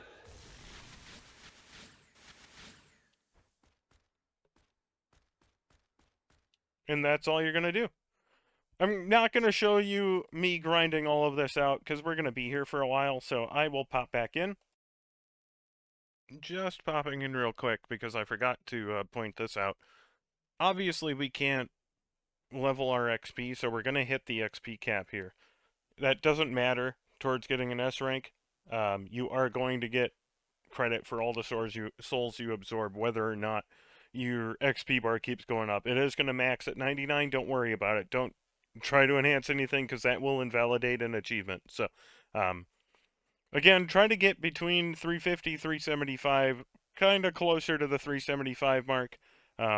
If you want to make absolutely sure you're going to get everything, go up to 400. But I'm going to hover somewhere between the 370 and 380 mark, and that's where I'm going to stop. Okay, folks, I think I've been doing it for just over 30 minutes. I ended up right on 375, actually. So, what I'm going to do is I'm going to go into the room one more time,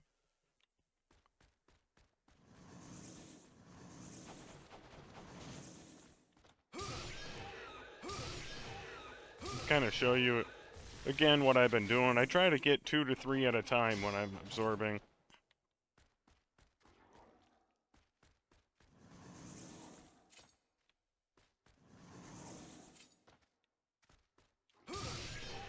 Unfortunately, I got 2 at the same time there. It's not that big of a deal.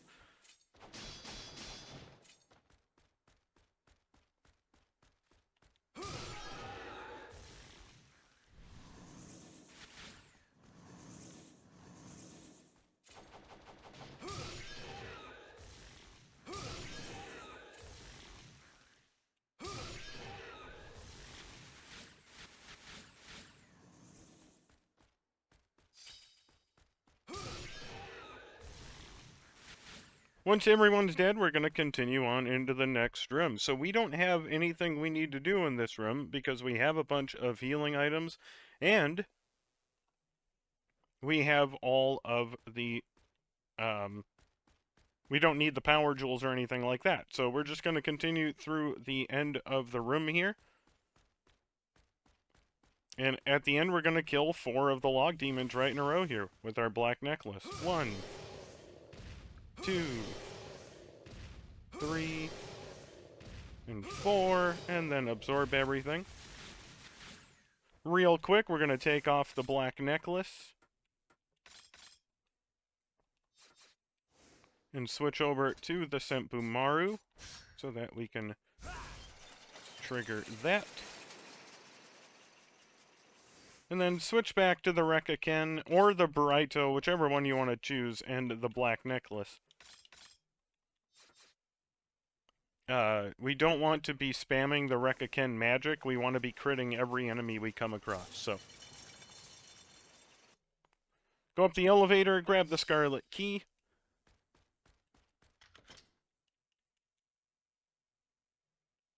Head left, and you're going to have 2 ninjas you can kill in here.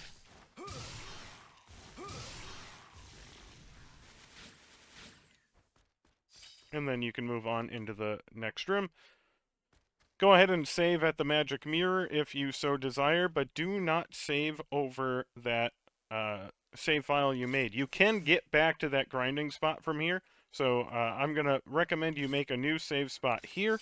And if you have to, this isn't the place to grind back to. That's why I had you do so many crits and get up to 375. That way, even if you don't get the S rank, you shouldn't be more than like 10 kills or crits or 100 or 1,000 orbs away from an S rank. So you can just go and use the Phantom realm at the very end to grind out whatever you should need. But for some reason, if something goes wrong and you need to grind back at this spot, you can just reload this save here, go back the way we came to get back to that grinding spot.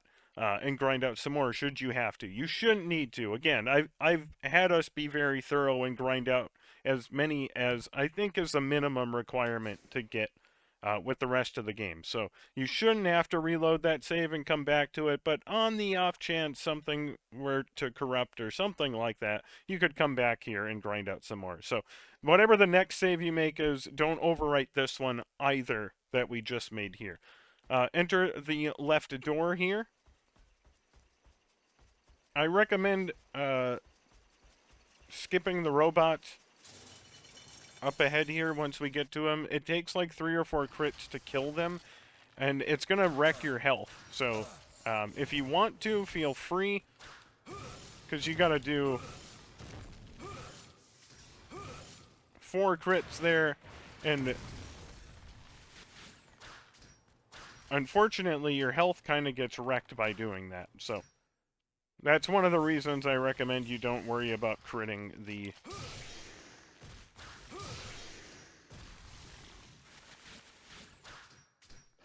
Get the 2 archers on the ground and absorb whatever you can. And then we're going to get the 2 archers up top here. I think I just crit an arrow and got a health orb out of that. That's what it looked like there. Anyways... Go all the way across and down the ladder and into the door. You shouldn't need magic because we have infinite. Take a right turn. Use the Scarlet Key from our inventory on the door.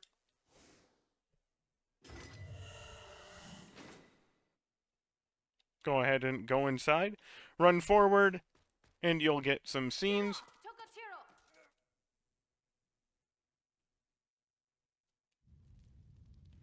Go to the left, feel free to make a save here. Again, do not overwrite the last 2 saves we've made, so make sure you keep the arena entrance one, the Onigashima entrance one, and this new one in a new slot. Head down, and you're going to grab the secret medicine, I believe, out of the chest here. Pause your game. You're going to swap over to the blue necklace because you don't want to try the black necklace here. Because of how Gogen Dantes can jump around, it makes it difficult for your crits to trigger, but every swing takes health away from you. So you can die pretty easy here. So we're just going to spam the Rekaken magic on Gogen Dantes here. So make sure you take the purple or the black necklace off, and you can equip whatever other necklace you want, really. It doesn't really matter. First, go into your inventory and use the sacred flute wherever it is.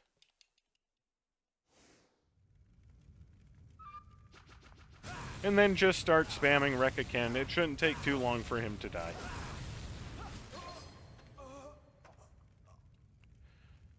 You'll get the respect orb, absorb everything, and go through the back door.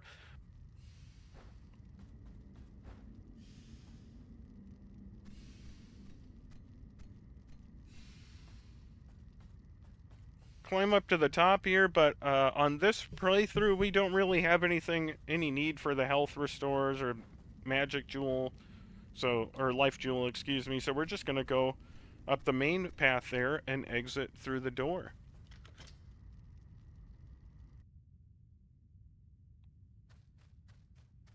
Go past Oyu and interact with the statue here. Once, yes, there we go. To get the scene, and you're gonna end up in this room. Once again, I recommend you save here. You can overwrite this last save we just made, because this minigame can be tough. I still haven't figured out exactly my elite core functions so well at this, but the elite regular controller and my Xbox Series X controller don't. Maybe it was patched since in the last week. I don't know, folks. Just do your best to try this. Save beforehand. If you do fail, you'll just have to reload and try. The left handle in the opposite direction. Let's go.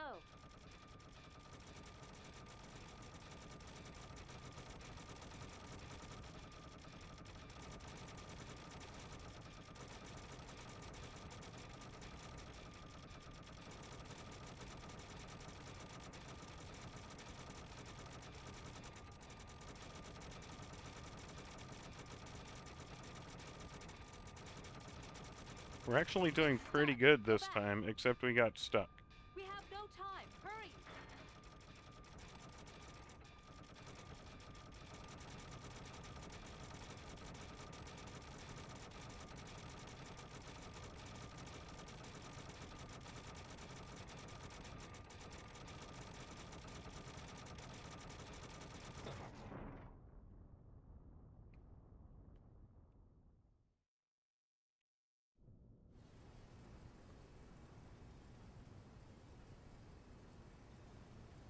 Walk forward. You can save at the magic mirror if you need to.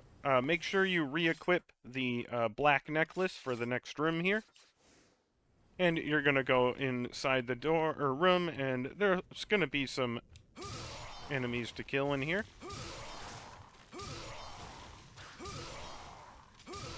Once all of them are dead, absorb everything. I don't recommend worrying about killing anything in this room, because it's the robots, and they can gang up on you pretty quick. So just run through and enter the door at the end.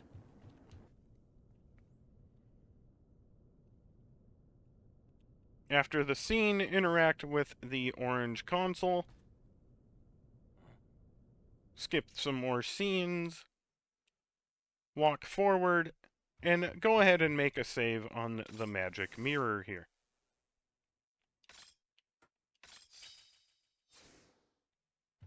Go into the door here. And we have to fight Ekei here. So, just like on the easy attack, or excuse me, on our easy run, there's not a whole lot for you to do here. The easiest way for you to handle this is to use Oni mode, which is why we saved it. Because we can't use magic, we can't use the black necklace, which you should take off at this point if you're not if you haven't already taken it off. Just switch to the Rekaken, because we will attack with that if we have to do basic attacks, but I recommend right trigger, left trigger, then just spam Y on Ekei, and this should finish the fight pretty quickly.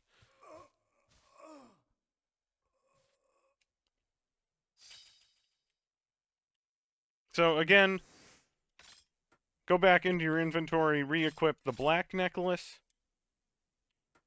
and then the Rekaken,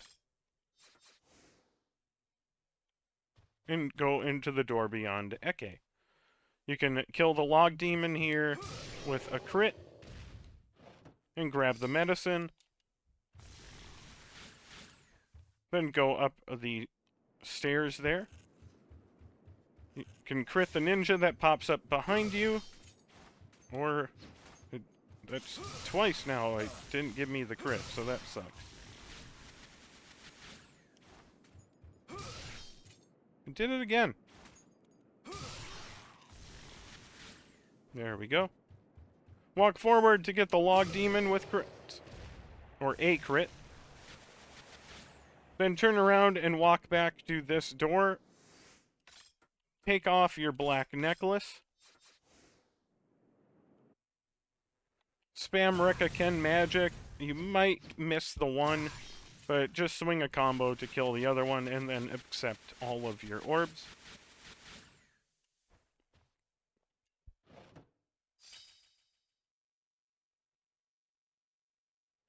Grab the purple wedge, and now what we're going to do is we're going to keep the black necklace on for this gold orb fight. Unlike on our other runs where we were using the Senpumaru magic, we can crit all of his blue orbs and then crit him a ton, and we have healing if we need to use it. So what we're going to do is go up the ladder, go as far away as you can, and just hold block. Two of them will probably come at you at the same time. Once they stop, do an attack to crit them. And that's all you're going to do. It might not let you sometimes.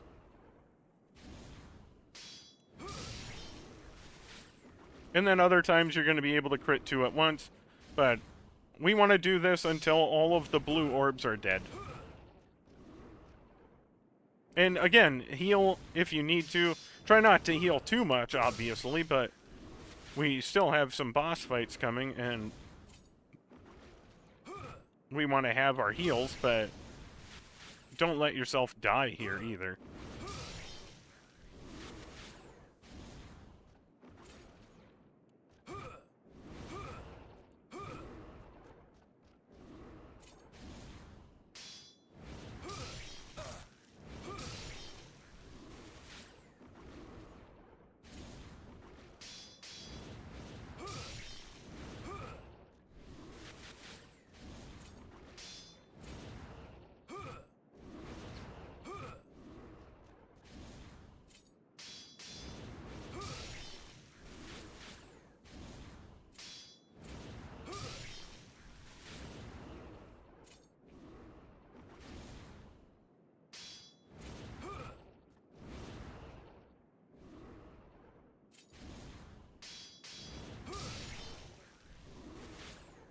Again, this is pretty boring, but it helps us get our crits, it helps us get our kills, it helps us get extra orbs, so it's worth doing this way.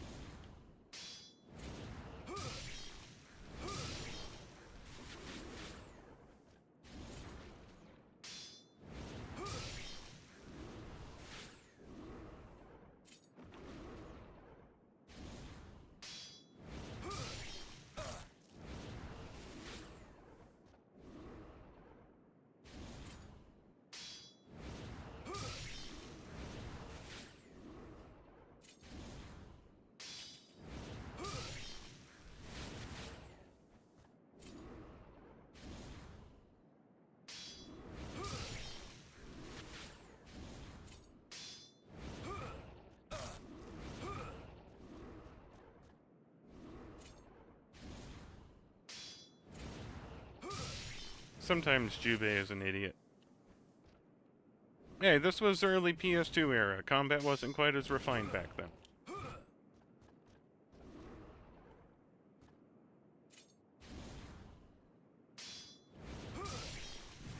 Once everything is dead, be careful for the forward roll. It comes quick. It takes about 6 crits to kill... I'm sorry, I think it's 6 to 8 to kill the big guy. Watch out for the slow roll. We're going to go ahead and use a heal or two here to get to full health so we don't get caught. Did I only have 1 herb? Okay. No, we're going to use a medicine. I thought I had more than 1 herb. That's my bad. We have more than enough heals, though. Kind of try to run around and stay away from it. And then just crit chain it once it slows down to kill it. You'll get the gold scale, and you can use it in the hole here.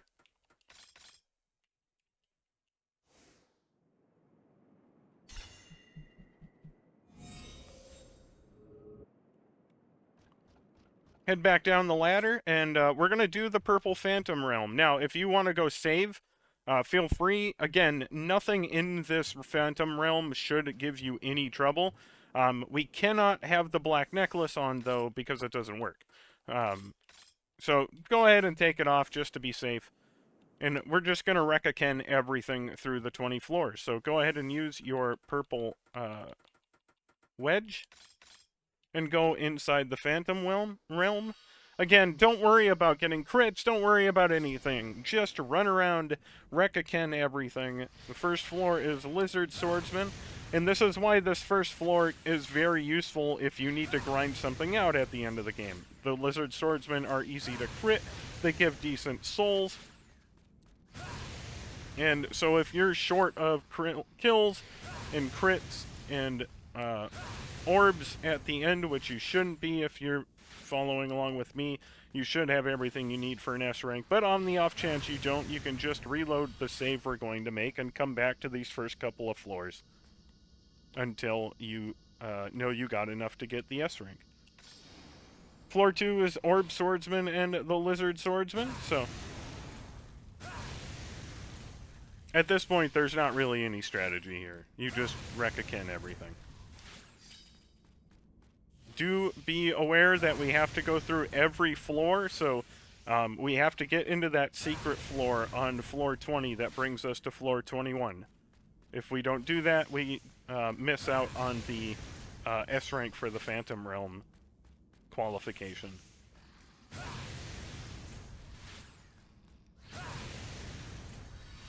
Floor 3 is going to be the ninjas with claws.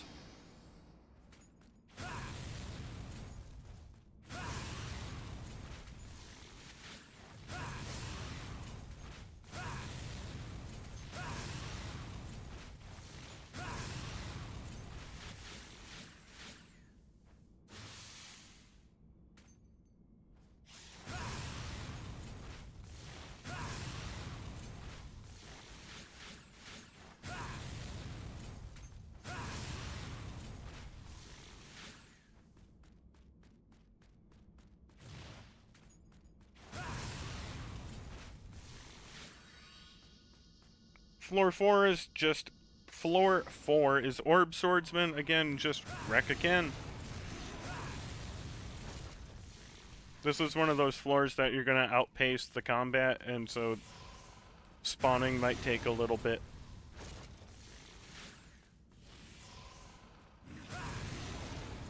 Because the game gets confused as to why everything is dead so quickly. Floor 5 is more of the Orb Swordsman and ninjas.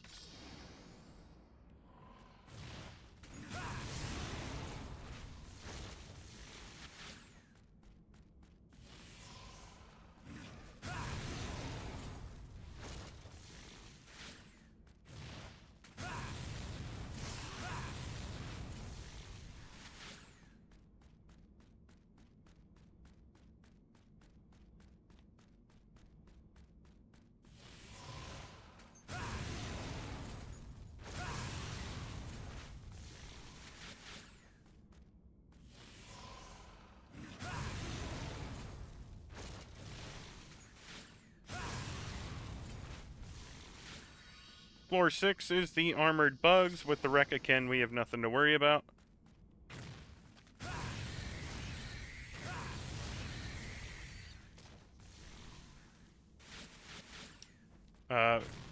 You shouldn't need Oni mode, but feel free to grab the purple orbs.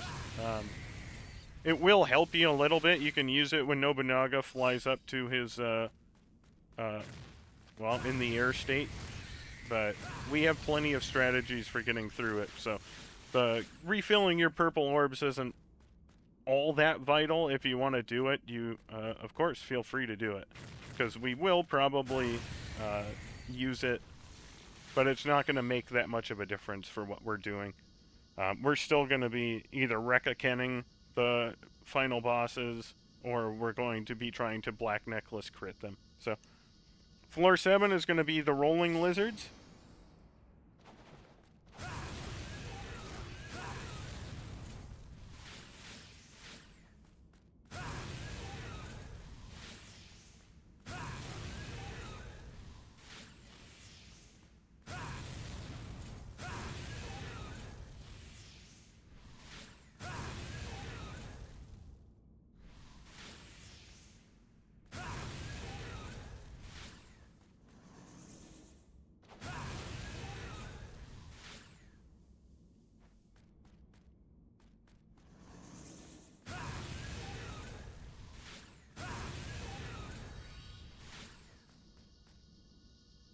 Floor 8 are Rolling Lizards and Blue Orbs. Most of the time, the Blue Orbs will, if they can't get any orbs, will try to float down to you at least once.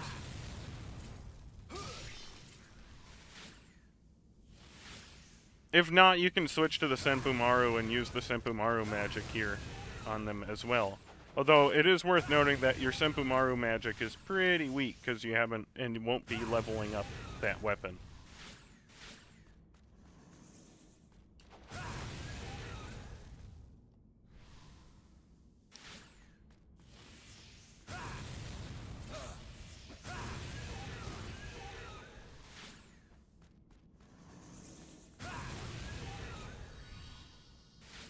Floor 9 is axe enemies and Rolling Lizards.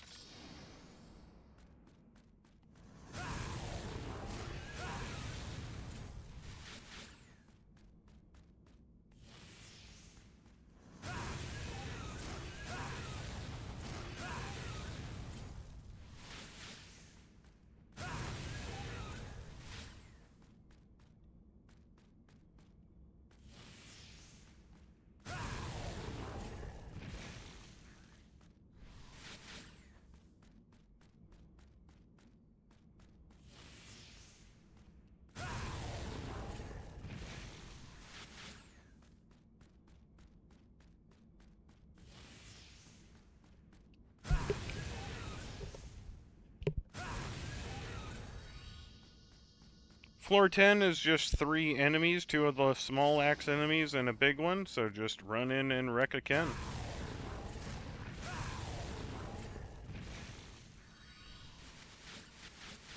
Floor 11 is the bugs.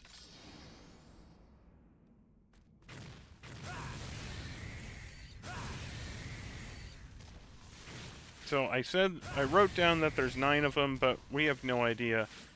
The more I've played this game, I think that spawn counts aren't necessarily static, but they are generally, for example, it is always going to be the armored pointy bugs on this level, but I think there's some hidden formula behind it that we don't know or see. As I've talked about, I've had some things written down that turned out to be wrong when I went through, so. Floor 12 is just a bunch of log demons. According to my notes, it's 6 of them, but again, I don't know if that's actually true or not.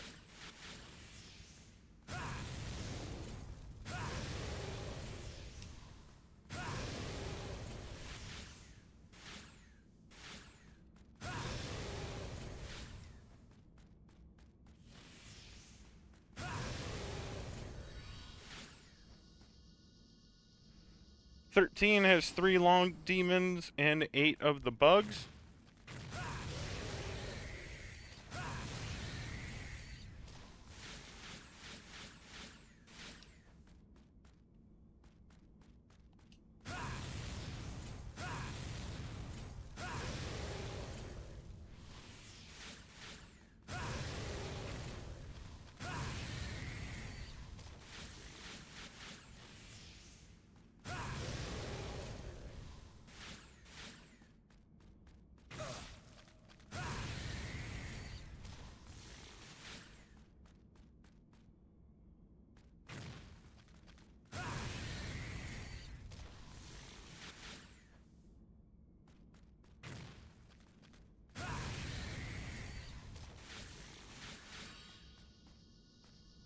14 has 2 tentacle monsters and 8 lizard swordsmen. We're just gonna run right in the middle and wreck again.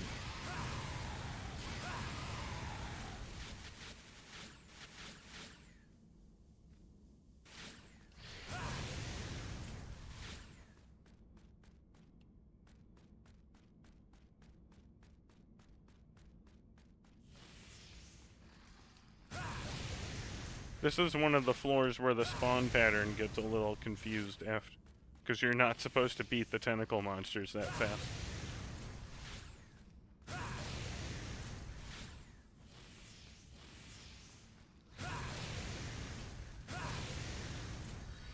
Floor 15 has 3 of the robots and 4 lizard swordsmen, but the robots can spawn lizard swordsmen as well, so just run straight up and try to get 1 or 2 of them in your first Rekka Ken blast, and spam it until they're all dead, and then you'll just have a couple of the lizard swordsmen to clean up after.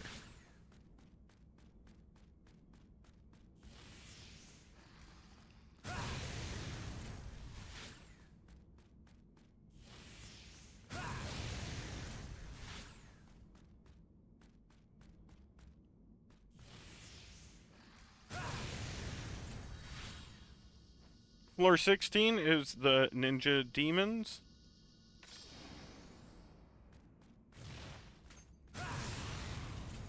I have 8 written down, but again, who knows if that number's right.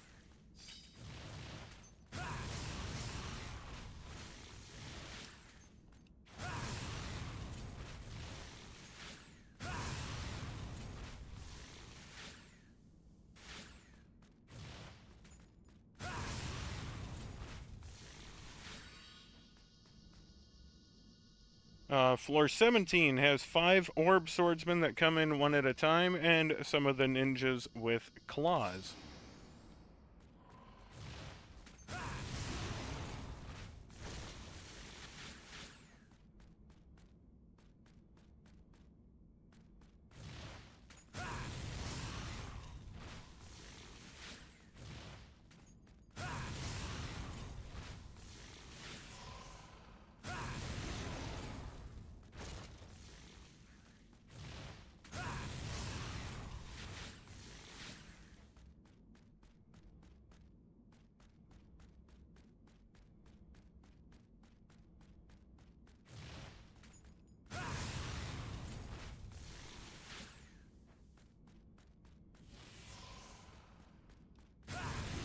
See, that's one where I think that was wrong. I think we had more than 5 ninjas with claws, and I think we had less than 5 orb swordsmen, so I don't know, man. I don't know. Floor 18 has 4 orb swordsmen and 2 log demons. Just run right up and start spamming the Rekka Ken up here.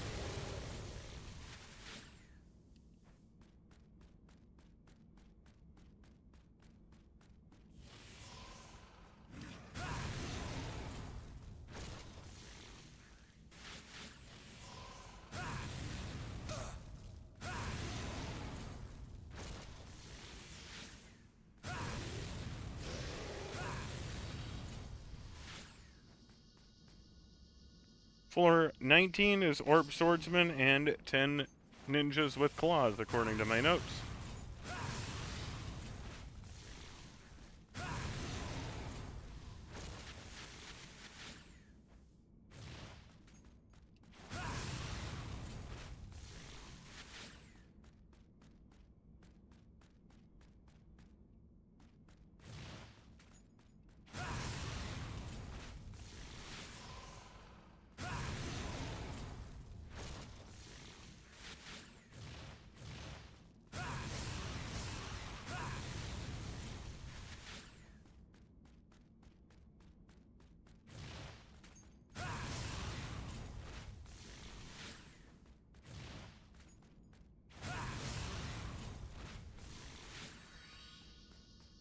Floor 20, it's got nothing.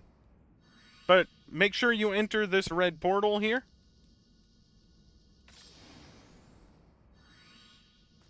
Open the chest over here to get the secret medicine, and you can bring yourself back up. exit the room.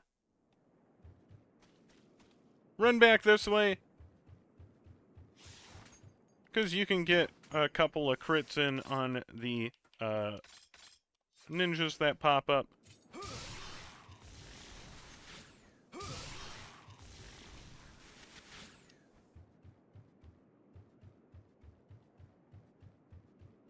And then head back into the ship. Go to the magic mirror and make a save here.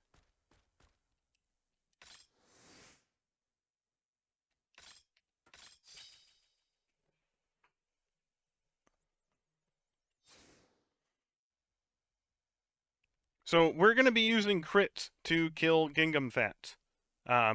It's going to... This fight has multiple pauses. What we're going to do is we're going to get 4 crits in, there's going to be a scene. We're going to get 3 more crits in, there's going to be a scene. After 3 more crits, he's going to separate into the 2 halves. And at that point, I recommend taking off the black necklace and switching to the Senpu Maru.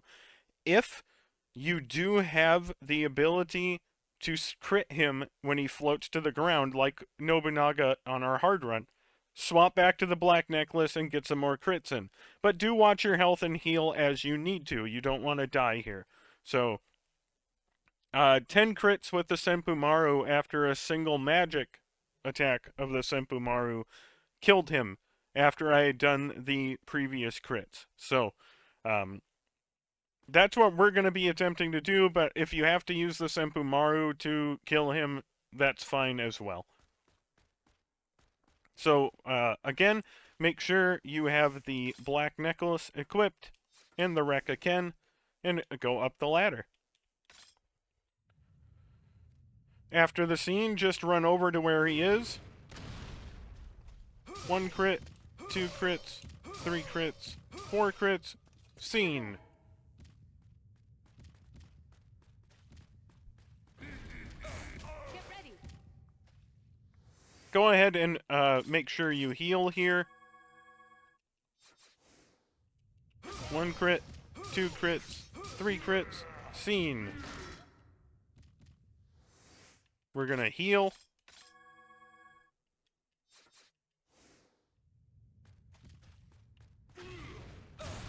Well, that was pretty rude.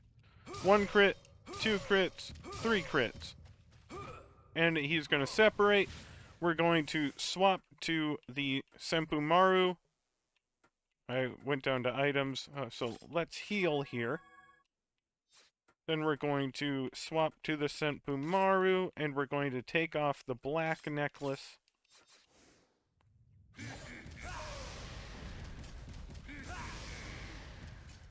If he flies away, just wait, he does come back. You can see he's hanging out by the ground there, so I am going to swap to the black necklace and start critting.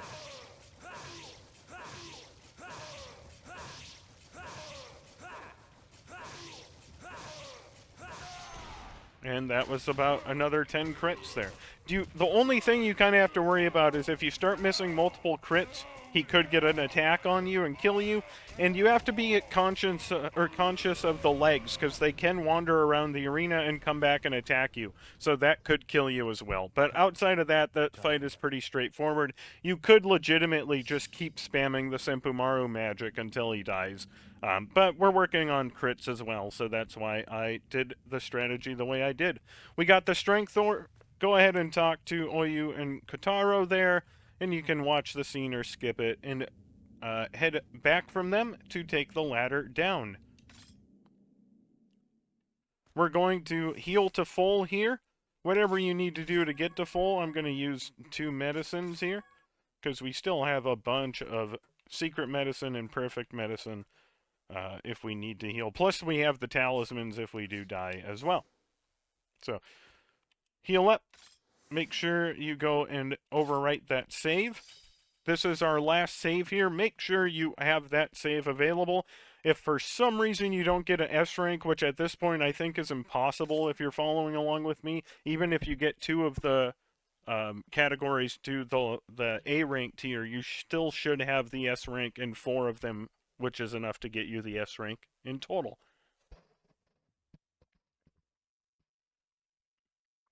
But if you do have to, you can reload the save, go grind in the first few floors of the Phantom Realm to get the extra bits you think you're going to need, and then come back to finish the game again. Go ahead and put the Rekaken on, and have the black necklace on. So we're going to fight the human Nobunaga first, of course, and we're going to crit him 11 times before he rises into the air. And again, we're going to switch to the Senpu Maru. I actually recommend watching him and seeing if he comes down to the ground before you use the Senpu Maru magic. The reason being, Nobunaga tends to fly up in the air with the Senpu Maru instead of coming down. So I don't say it's a bad idea to use the Senpu Maru magic, but it can actually cause you more problems than it's worth. We have a ton of heals, so you can also use Oni mode when he flies up in the air and try to get him to come down that way and then crit him. But if you want to just spam Senpu Maru and heal, that will work to kill him. I'm going to try to get him to come back down so we can get some more crits on him. And we'll see how it goes from there. This is on normal, we have plenty of heals, we have plenty of talismans, we have whatever you could really need. So, again, make sure you have that save. You have the black necklace and the Rekaken. And we're going to go ahead and go over to the elevator. Skip the 2 scenes, and immediately just start normal attacking. 1, 2, 3, 4, 5, 6, 7. Oh. I'm going to go ahead and heal.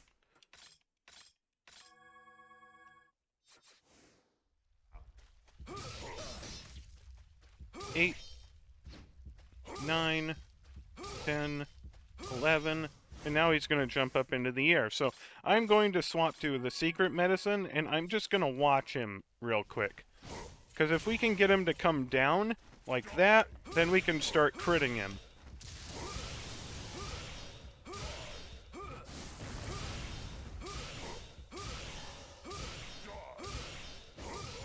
That took 11 more crits, I think, once he was down. Now, again, you can just spam the Senpu Maru magic on him and heal as needed, and he will die eventually, but the Senpu Maru is weak. You can also spam Rekaken magic on him if he comes down to the ground where he can be hit. There's multiple avenues to that fight. I covered most of his strategies in the easy and hard mode runs, so I'm not going to reiterate that stuff. All of that stuff is in text on my website as well, so feel free to go reach that. And now we're in the Golden Idol, and it's technically the hardest fight in the game because we can't spam magic. But we have more than enough heals to do everything we need to. Just like on the hard difficulty, I'm going to try to get the legs killed first, and then we're going to keep the arms close to dying together so that I can get both of them quickly, and we won't be in that last phase with the annoying masks longer than we really need to. Do watch your health and heal as needed. You have plenty of heals and plenty of talismans. So, I got 2 on the left arm because I wasn't paying attention. I didn't realize the left leg had died because I took damage.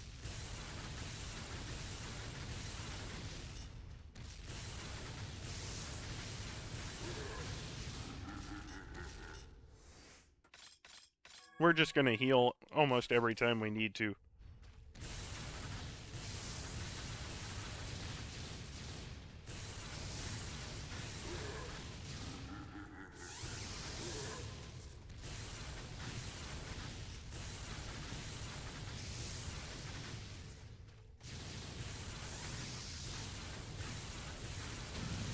So I think that was 30 for the legs, and I got 2 on the left arm and 1 on the right. We're going to go ahead and heal.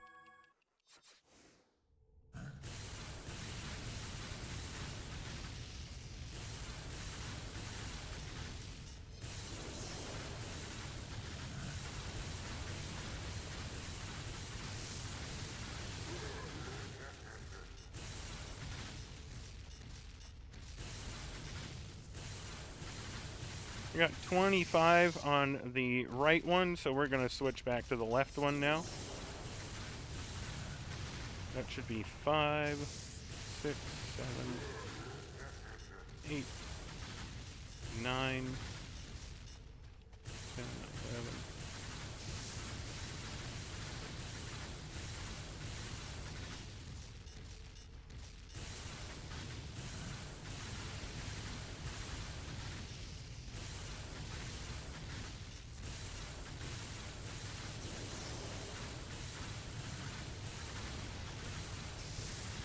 That's 35 on the left, so...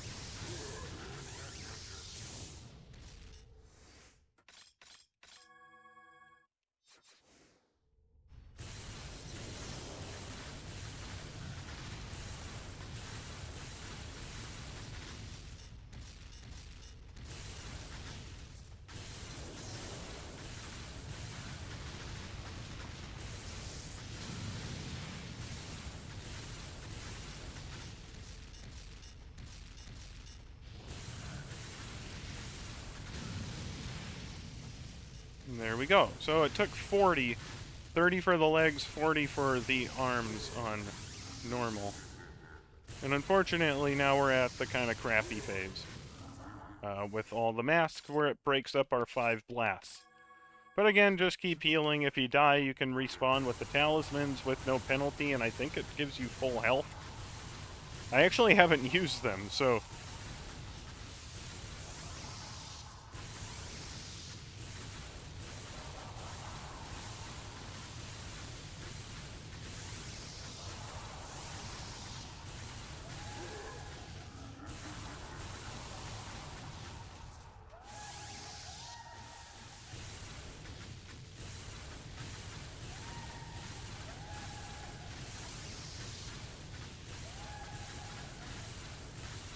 And there's not a whole lot else to say. Again, I've already covered the kind of the tactics for these fights on our first 2 runs.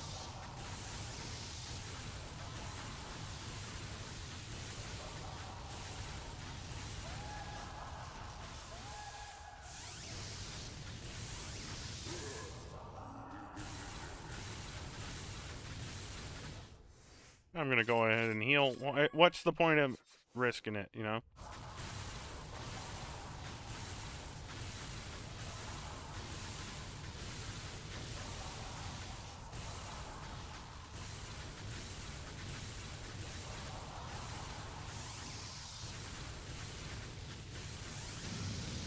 And there we go.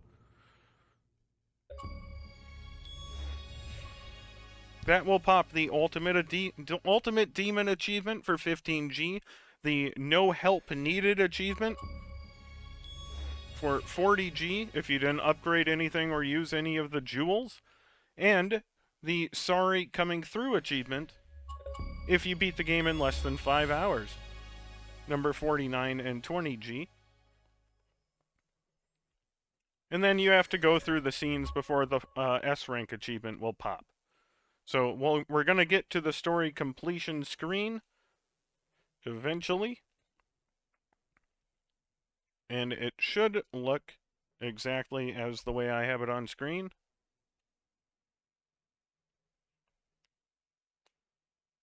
Your overall story completion should be 91. You should have 100 for Oyu, 95 for Kotaro, 100 for Magoichi, and 55 for Ekei.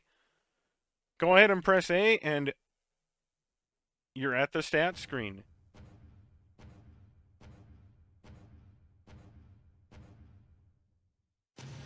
So as you can see, we obliterated everything. We did end up under the 65% for story completion, which is interesting, but we were everywhere else we were way ahead. So even if you wind up getting a lower percent in a single category, as long as you are following along with me and grinding out your crits in that arena, you should be well ahead of whatever metrics you need to get the rest of the categories at an S rank. So I'm not entirely sure about the story completion metric. Because the last time I did this on Kotaro's story, my story completion was 79%.